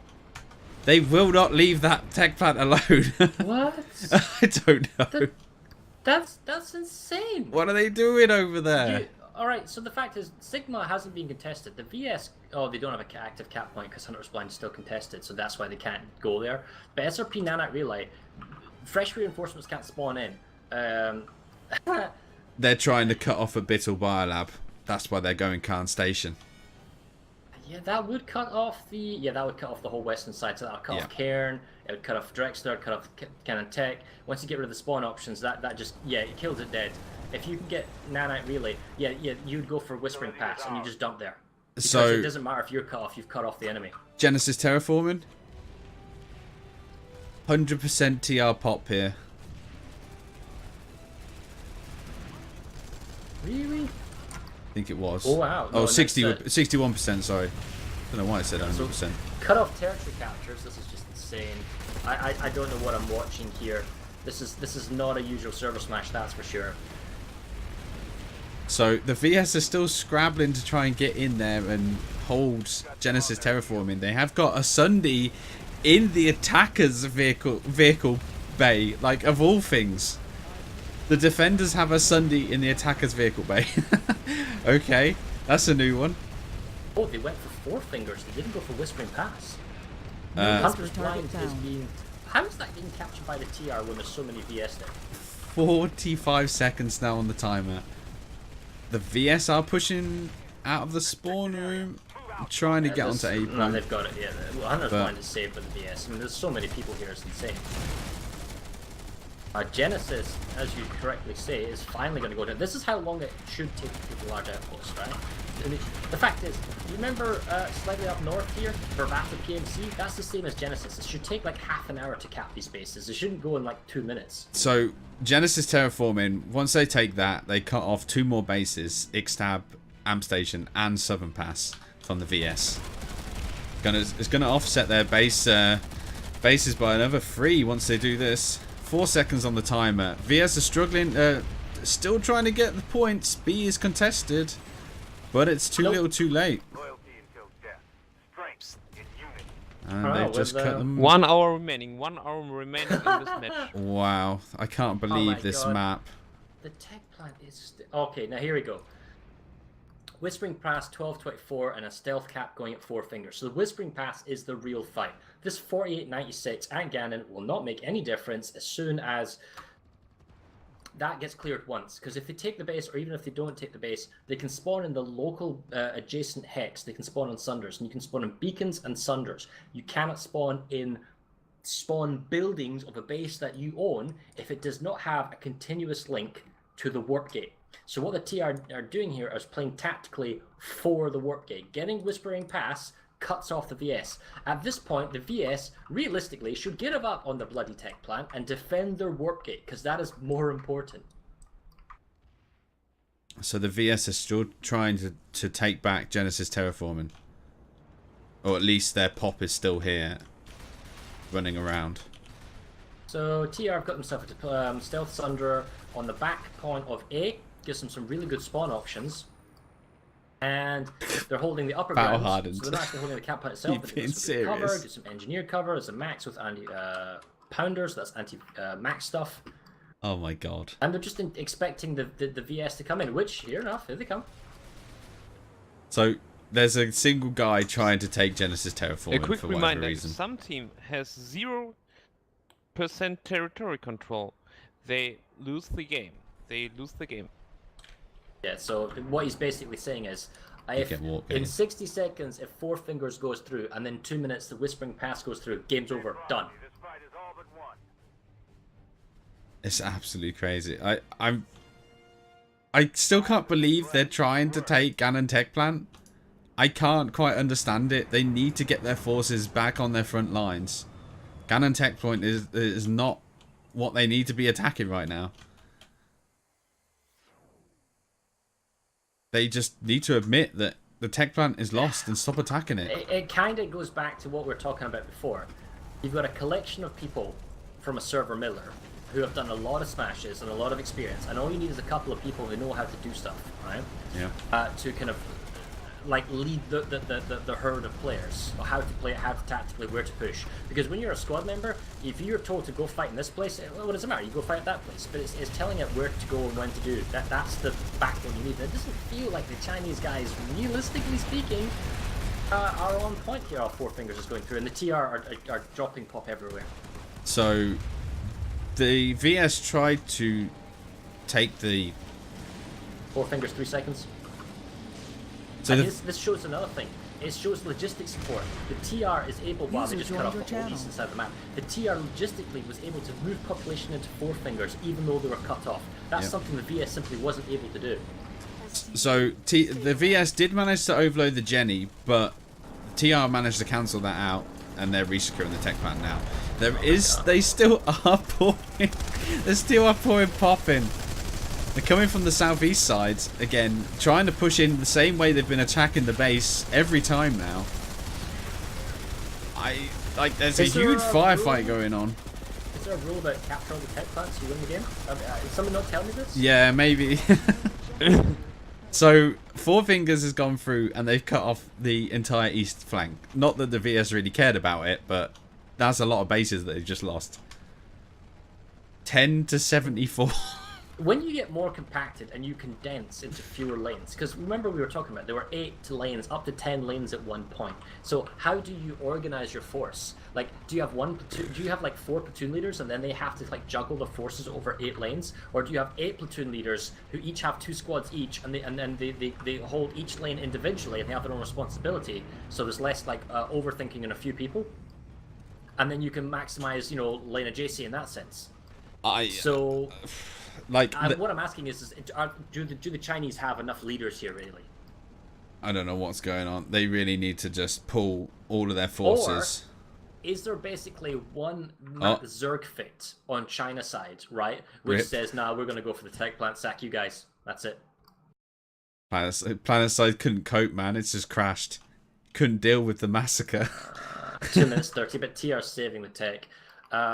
Four Fingers is still there. 1 minute till base save and Nanite. Whispering Pass is saved and defended by the VS, and they are defending that. So that's holding the whole western flank off. Hunter's Blind TR are going to reconnect their territory in a minute. We're going to go check that out.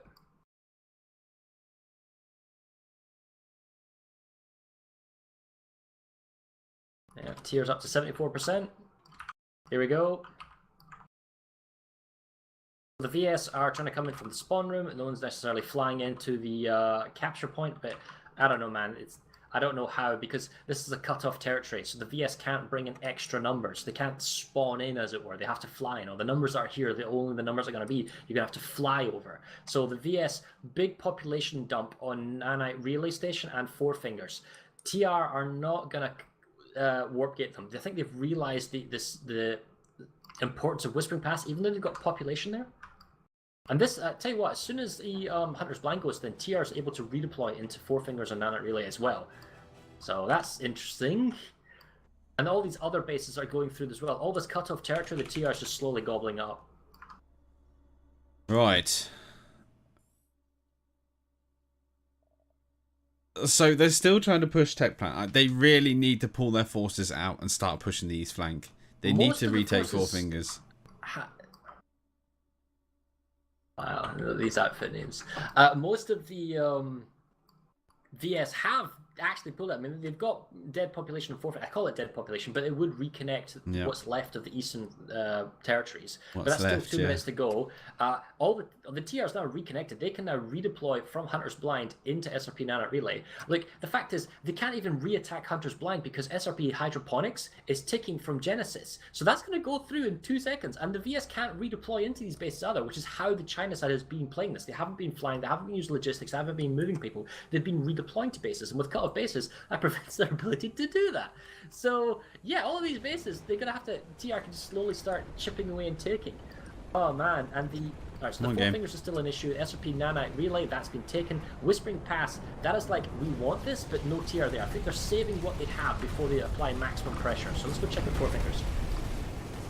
So, VS there's still a few VS SRP, but that's definitely a wipe.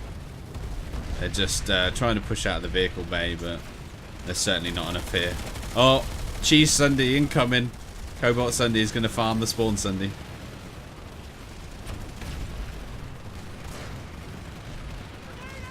That is a wipe. Once they secure SRP in 1 minute 20, they're going to be pushing Whispering. The TR are also defending Four Fingers. Yeah, but it's the VS are still getting it. Oh no, this alright, okay, never mind. The Spawn Sunder for the VS went down because the TR brought their own Sunders. They've got their own Spawn Sunder now to get over here. That's an open exposed capture point on Four Fingers. Oh man, there's a lot of pop here. Oh, they've actually brought in a Mag Rider. I think. Oh, they're stuck there, I think.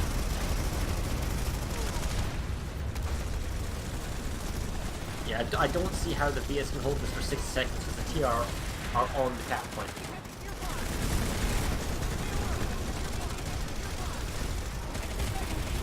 Oh, you got a PPA Mag Rider here.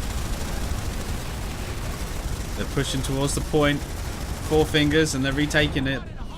Yeah. Well, the Mag Rider jumps up unstuck, and he's trying Boots to... on the ground. Splammer, and then the VS are coming in with infantry, and they're counters are just, they've obviously got a Sunder to the north, and you just move the tide of purple dots on the minimap. They're bringing in Valkyries. They're bringing in Valkyries to A point at Four Fingers, the VS. They're dropping a hell of a lot of pop here, but they're getting hit by the trees and they're not quite making it in the minute. No, they all just dropped out of the Valkyries. They're not using them. This is another example of what's the difference between the TR Miller and the China side VS Thunder. The TR will bring their Valkyries, and they'll drop people out of the Valkyries, but then they'll still keep like a gunner or something to spam with a close-air support gun. So TR is basically stalling this. What's going on at Whispering Pass? Is it ticking down? The hell is that started you do? Right now with 65% TR. So Four Fingers, if Four Fingers could be saved for an extra 60 seconds, it means that Whispering Pass would go through before the VS could get Four Fingers back. So this, what basically is going down to 0% population is the triggering factor. So if the TR can get up to a 1 minute left to save, that means it would take the VS 3 minutes to capture the base. But while that's going on, Whispering Pass currently is 3 minutes 20. So as soon as this goes, we're reaching about this critical point now in 15 seconds. In 15 seconds, I reckon, Whispering Pass sent everyone. The entire TR force goes to Whispering Pass. You win the game. So it's whether or not the FC is on board and he knows that's how to win the game here. Right, 120. They're holding Four Fingers. They're pushing Whispering. There's no point now. They don't need to. If send everyone to Whispering Pass, and you win the game. Yeah. Because they can't capture Four Fingers quick enough. So TR just sends everyone to Whispering Pass, and that's it. Send your entire 200-man force. Leave Ganon, leave the Cairn, leave Drexler. Look, dude, there's 24 to 14 people on Drexler ghost capping it. What am I looking at? I guess these Chinese are salty. They... alright. 2 minutes 20 now on the cap. The Four Fingers are still going through. It's not going to save. Right, the VS needs to save this base, or this ends now. Oh man, and why am I stuck? Population numbers has spiked. They've got slightly more than 50%. Oh no, my obs cam is stuck. I can't move. Rip. Increase your speed and try Sugar. Yeah, it's not working.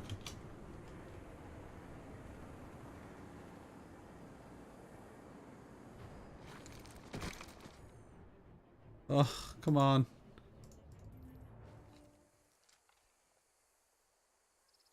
Don't do this to me.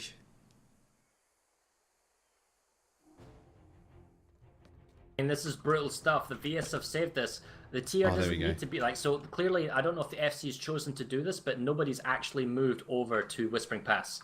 Like, they just need to, oh wow, they counter push them though. Is the populations going up? No, just the TRs are, you know, it's the distance to the spawn room. The TR have a spawn sunder right outside the capture point, which is much closer than the actual spawn room.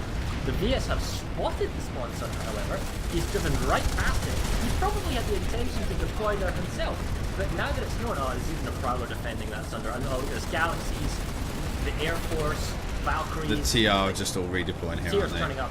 They know this is it, and then they should all... Yeah, look at this, 96 plus. The numbers are spiking. TR's going for the throat. This is it.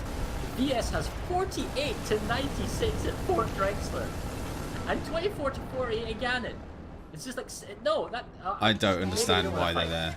Maybe they don't want to fight. Maybe they're salty. Maybe they don't want to do it. Whatever. But the fact is, if it comes to winning this game, it's right here. It's that capture point. It's the next 60 seconds. You got to get it. Otherwise, you're not going to save it 2 minutes. The VS need to massively deploy Galaxies and just get in here. That takes too long. And with the Air Force here, they'll bombard them. See, the problem is they can do it from the spawn room. They can do it. They're right next to the warp gate. They can do this. Look at the spawn room. I know. They're running in the open into flaming mosquito nose guns. This is crazy. The TR even has the high kind of balcony ground, just picking on them. And this is how you take a base. Oh man. They need to stop pushing out of that spawn room. There's even a Sunder there. The Sunder blew it. Oh my god. They need. This is crazy. Look at them all just inside the spawn room. You can't sit in there. you can say, well, the Thunder blew up and died. Yeah, but it was stopped 20 him. seconds Yeah. of time. Oh man, they are getting wrecked. They're just taking res nades, pushing in, and the Mozzies are just cleaning up.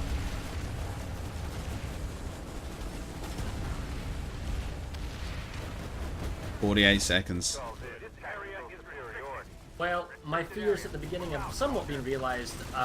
Thunder China side doesn't quite have the organisation, the meta, the know-how, or the game mechanics to take on an experienced ServerSmash team. There's no cheese, there's no logistics, there's no moving to McD. It's a little bit live-serving, mass-serve tactics.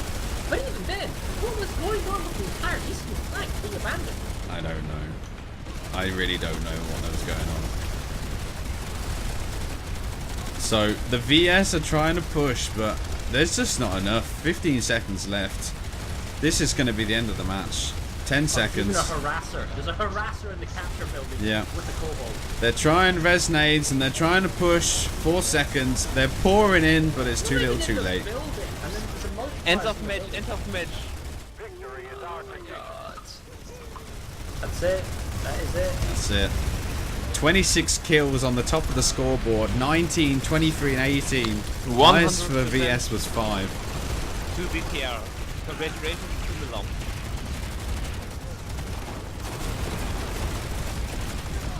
Well, that was the end of that. But that was brutal.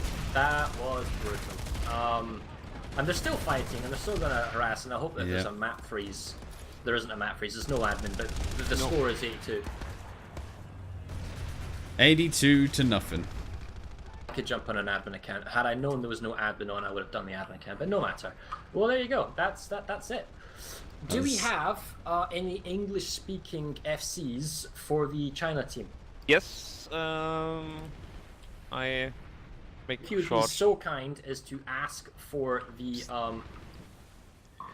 Can please both FC join the mainstream channel? I can move them. What a final map to look at. I haven't seen that in a long while. User was moved to your channel. User joined your channel. Yeah, for a while. I think when teams start suffering or there's an air thing, it gets dumped. Well, hello there, everyone. Hello. So, welcome. At least a happy match, though we lose. But lose is lose.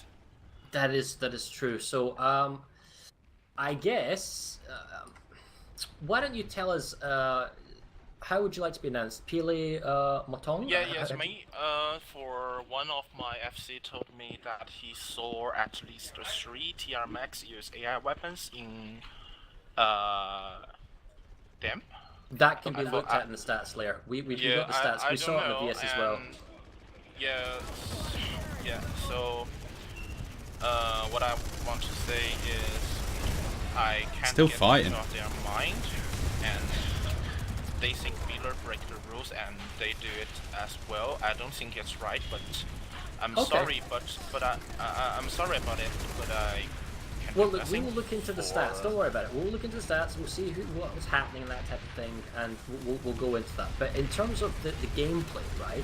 Like, if we can go back to the very beginning, we were watching the opening play. We noticed that Thunder played really hardcore on Jericho right up to the Ganon tech plant, and was also fighting Tackle Storage at Fort Drexler. So maybe you can tell us where the thinking was. We want to take these 2 bases, but it seemed like the whole eastern lane, Fallbridge Chemical, Bravata PMC, that wasn't really defended that much. What was going on there? Maybe you could tell us some insight.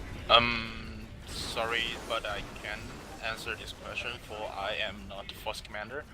They do our 3 Force Commander do the decision, and I'm just though I'm the link man, but I'm just a soldier in this game. Okay. So let me ask you then, Chef Dave. What was your game plan at the beginning? Like, what was your tactic? What was your ideas? Where were you going to go for? What were you hoping for in the opening play? So the basic plan for us was quite simple, considering far eastern and far western lane would be able to be cut off. We focused first on Tackle Storage, Huracan Secure, and Woodman ESC. Hurricane Secure and One SE to try to just surround Nascence and don't be needed to dump on it.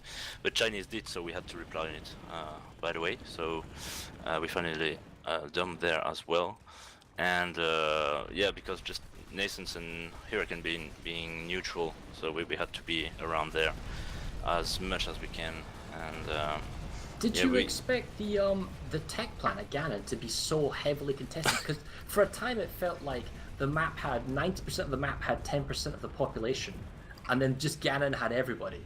Yeah, to be honest, absolutely not. And I think even in Miller, we never expect that huge push, constant huge push on Ganon tech plans. It was really surprising, and even after being wiped, it just came back from nowhere, like sounds like, because always we said, okay, now it's clean, just move out and try to take that tech on storage and tech on secure and not tech on storage, right?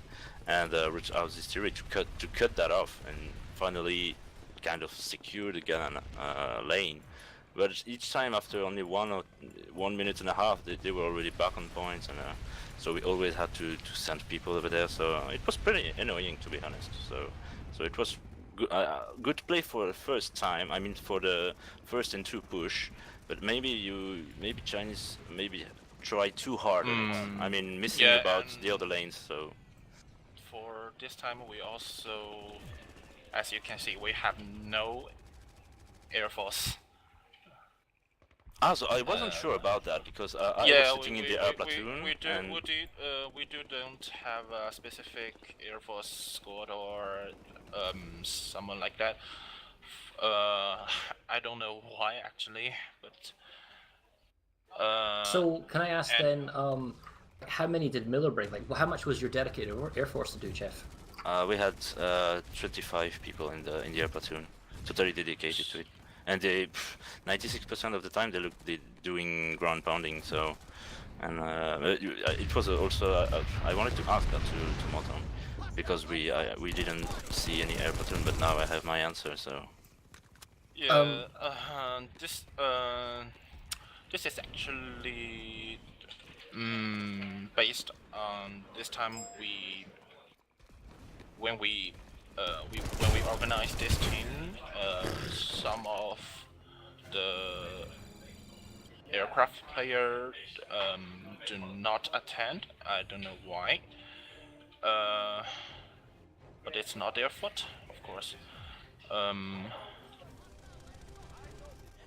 Yeah, don't worry, that happened to all. I mean, we are all aware about the issue you had. I got a job for you. I got a job. Hey yo, I got stuff I need done for you. I do think Okay, here's a question for you, Montong, okay? Hello. Chefke, I'm going to ask you first, and then Montong, you can listen to Chefke's answer and maybe try to answer, give it an equivalent. Chef, what was your force structure today? Did you have FCs, AFC, an air lead? How many platoon leaders did you have? What was your kind of force composition? What was the structure you had coming into this game? So we had 1 FC, and after we had 6 platoon leaders, including the air platoon one. So we have 6 ground platoons, almost same number for each, and each one has a dedicated lane. Oh, it's hard to say in English. My gosh, it's a dedicated lane. So we had 1 for Ganon, of course, 1 for Cairn Station for Drexler, 1 Hurricane Secure Story, Hurricane Secure Grenadam, and then pushing to Warp Gate, 1 Woodman ASX Stab, 1 on Bunker, and 1 far west one.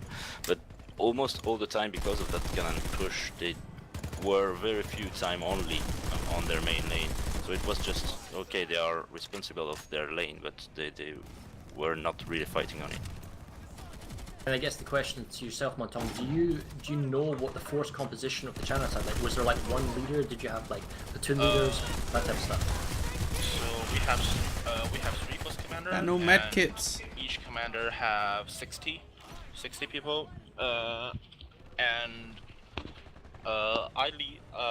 I myself actually lead a special force squad, 20 people.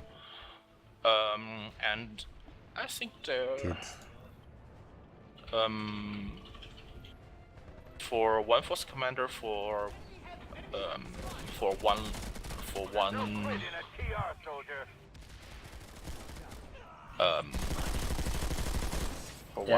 line or That's one lane. For one lane. Yeah, and maybe because some communication failure, so as you see, we actually give up the east line. Yeah, that's uncontrolled. Like no one was there. That's probably because of communication failure. Gotcha. Yeah, and those who in Ganantech plant, I think it's That's okay. Let me ask Nico then. Nico, do you have anything you want to ask? Anything kind of in your mind that is going on? The problem is we don't have the Force Commander here, so a lot of questions orientating towards them. But I really want to know why they pushed Johari Cove. Like, it's kind of bothering me. Like, why you sent so many people from the platoon over there. It's I just can't get my head around it. Well, let me ask you this, Montong, as well. Like, how many, like, see the push in the south, do you think that was maybe inexperience going for Johari Cove, or just because you really wanted to push down the south lane? I think just because they really want to push that line. And then, so the other question with Nico is, how many games has Thunder played so far, like practice or ServerSmash?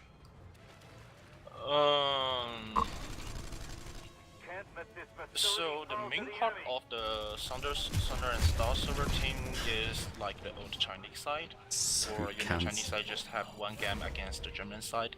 That is a 96 versus 96, and the only practice we have is on the February, the beginning of the February, we have a Chinese side internal, and that's 60 versus 60 versus 60 versus 63 faction smash.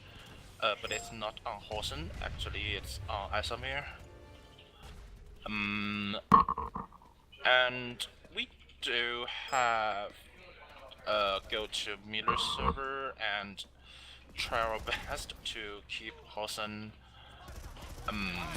locked and do practice? Yeah, do practice. Oh, okay. Yeah, live's a bit different from Smash. I couldn't even see that guy. Still very different to the real Smash, and hey Dumped, you missed it all, man. Yeah, live is different from Smash. Nico, do you got maybe one or two things you want to ask there? For what?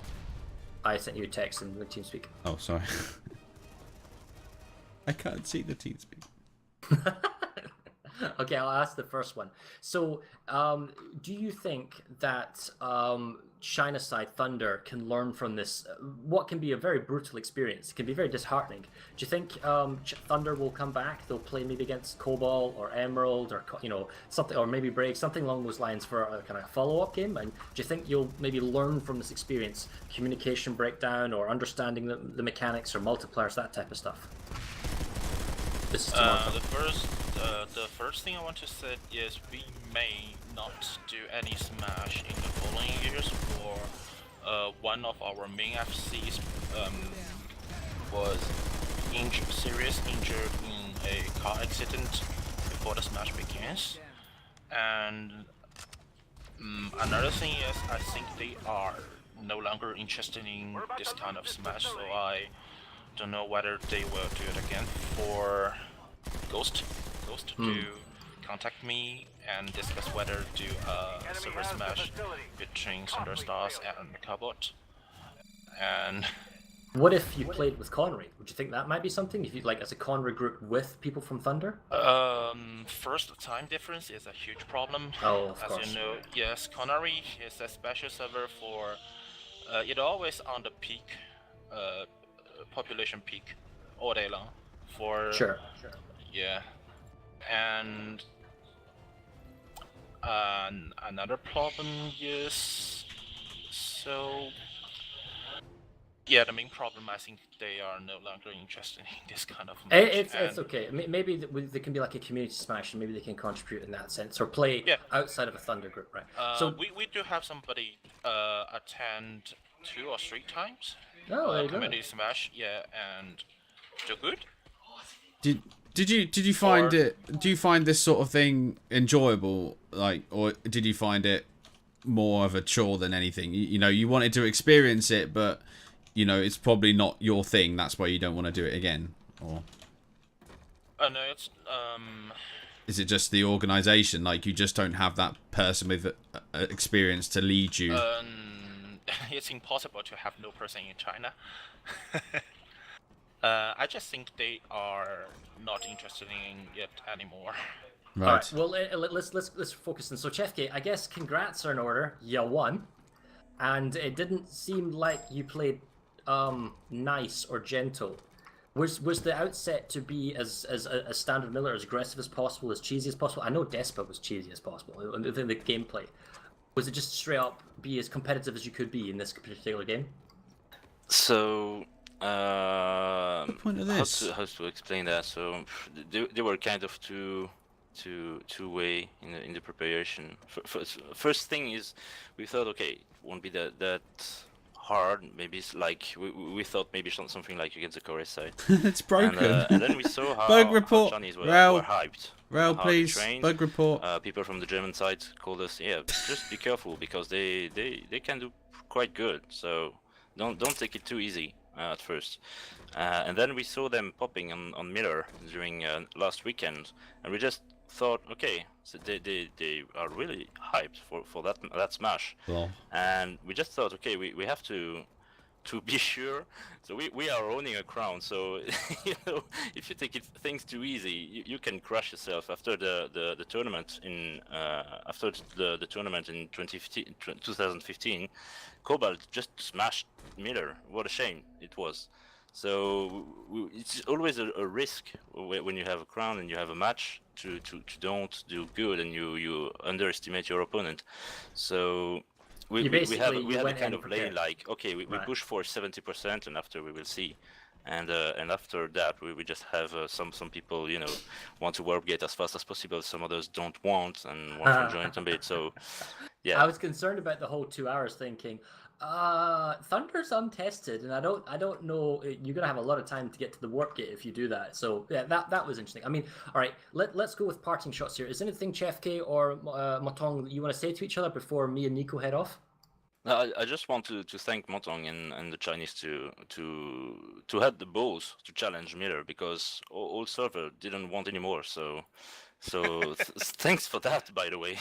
So strong, Miller, yes. It's something like 1 year and a half that Miller didn't show up. So beyond the smash, I still want to thank Chefke to lead Chinese players into Planetside battles. For without you, we won't have chance.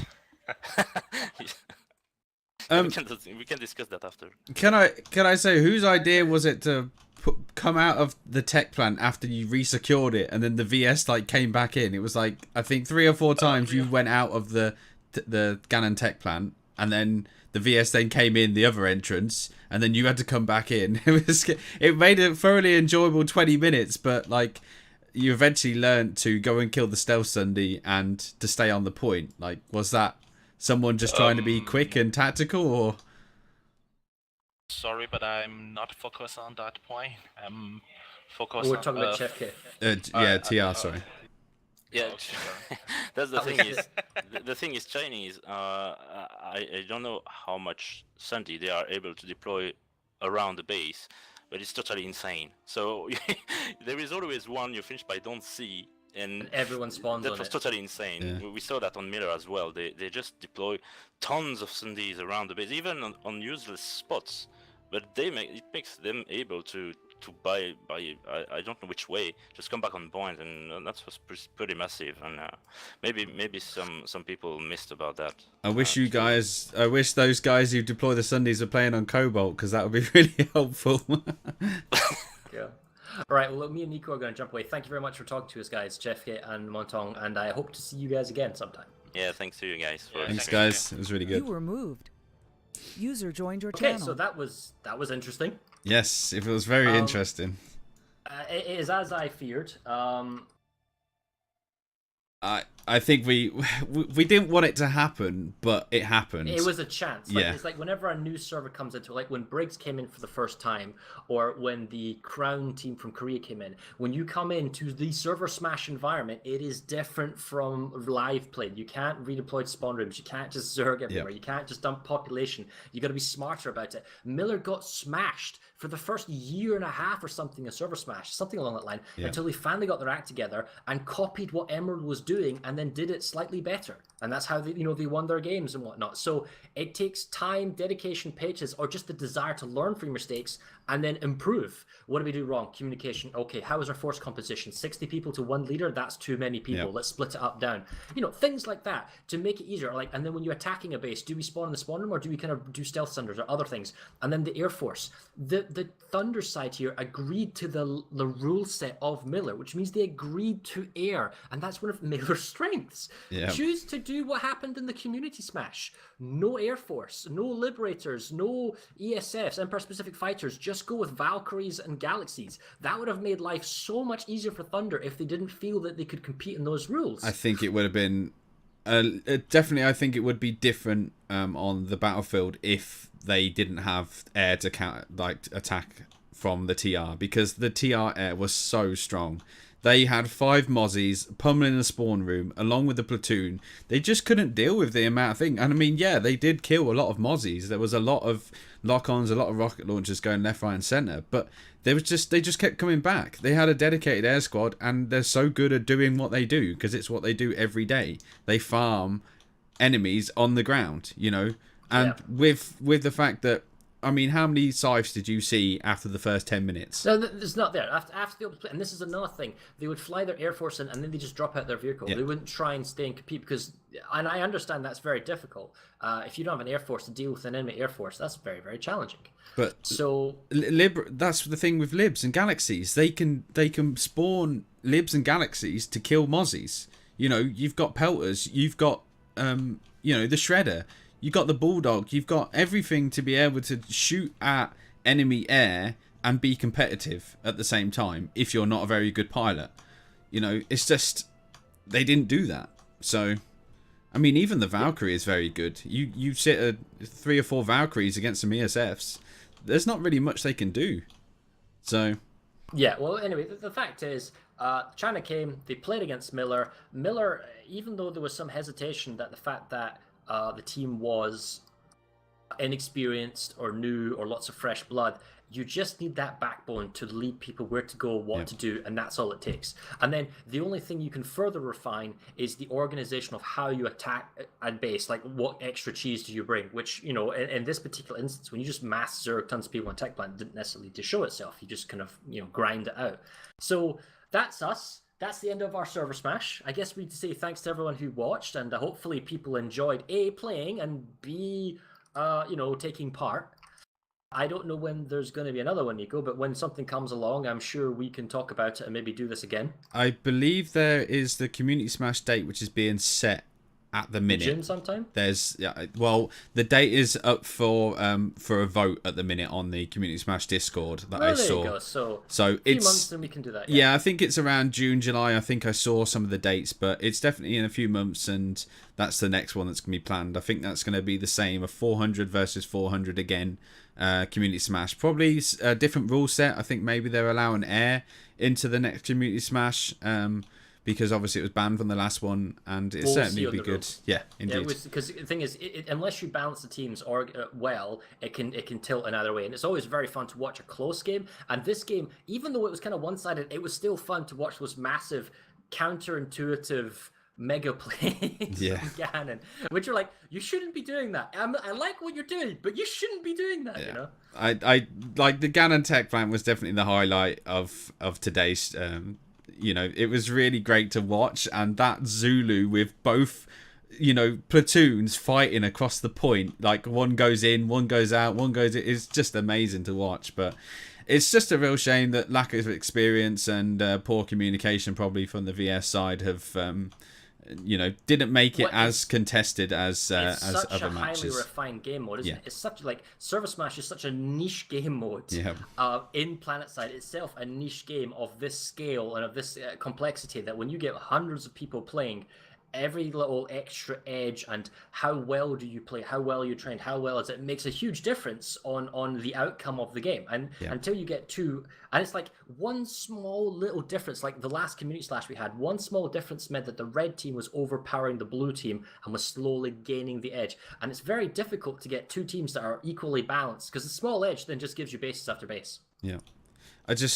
You know, I think if they did this again a few more times, I think things would improve a lot, because they're not bad players at the end of the day, and I don't think lag caused a lot of problems with the server at all, or the players. I just think it's lack of experience and a lack of experienced Force Commander as well. It's a shame that they don't want to do another one, but hopefully, like I say, we can see him in the next community smash or whatever. It's a fresh opened wound. I mean, you know, so we'll see how that goes on. But ultimately, that is the end of this Planetside stream.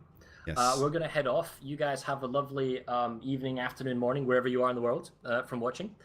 And I don't know about Nico, but I will be back personally to stream some other non-Planetside content in about half an hour to an hour. So if you want to come back and watch that, you're welcome. Otherwise, thanks for watching. Thank you very much, Nico, for co-casting with me. And fun. We'll see you next time. Goodbye. Bye. I'm going to be streaming in about 30 minutes to an hour. Probably smash on some Planetside for people who are watching. All right, I'm off. Cheers, bye. Thanks, Nico. Bye. See you later, mate. Take it easy. All right, boys. I'm going to take a break as well. I need to go and get another coffee because I am fresh out the tank. Hope you've enjoyed that. It's been really fun to watch. I'm going to be hitting on the live server in a bit. So, like I say, it was 82-0 by the end of the match. It was a really hard fought fight, but unfortunately the Chinese side, Thunder, did lose in the end.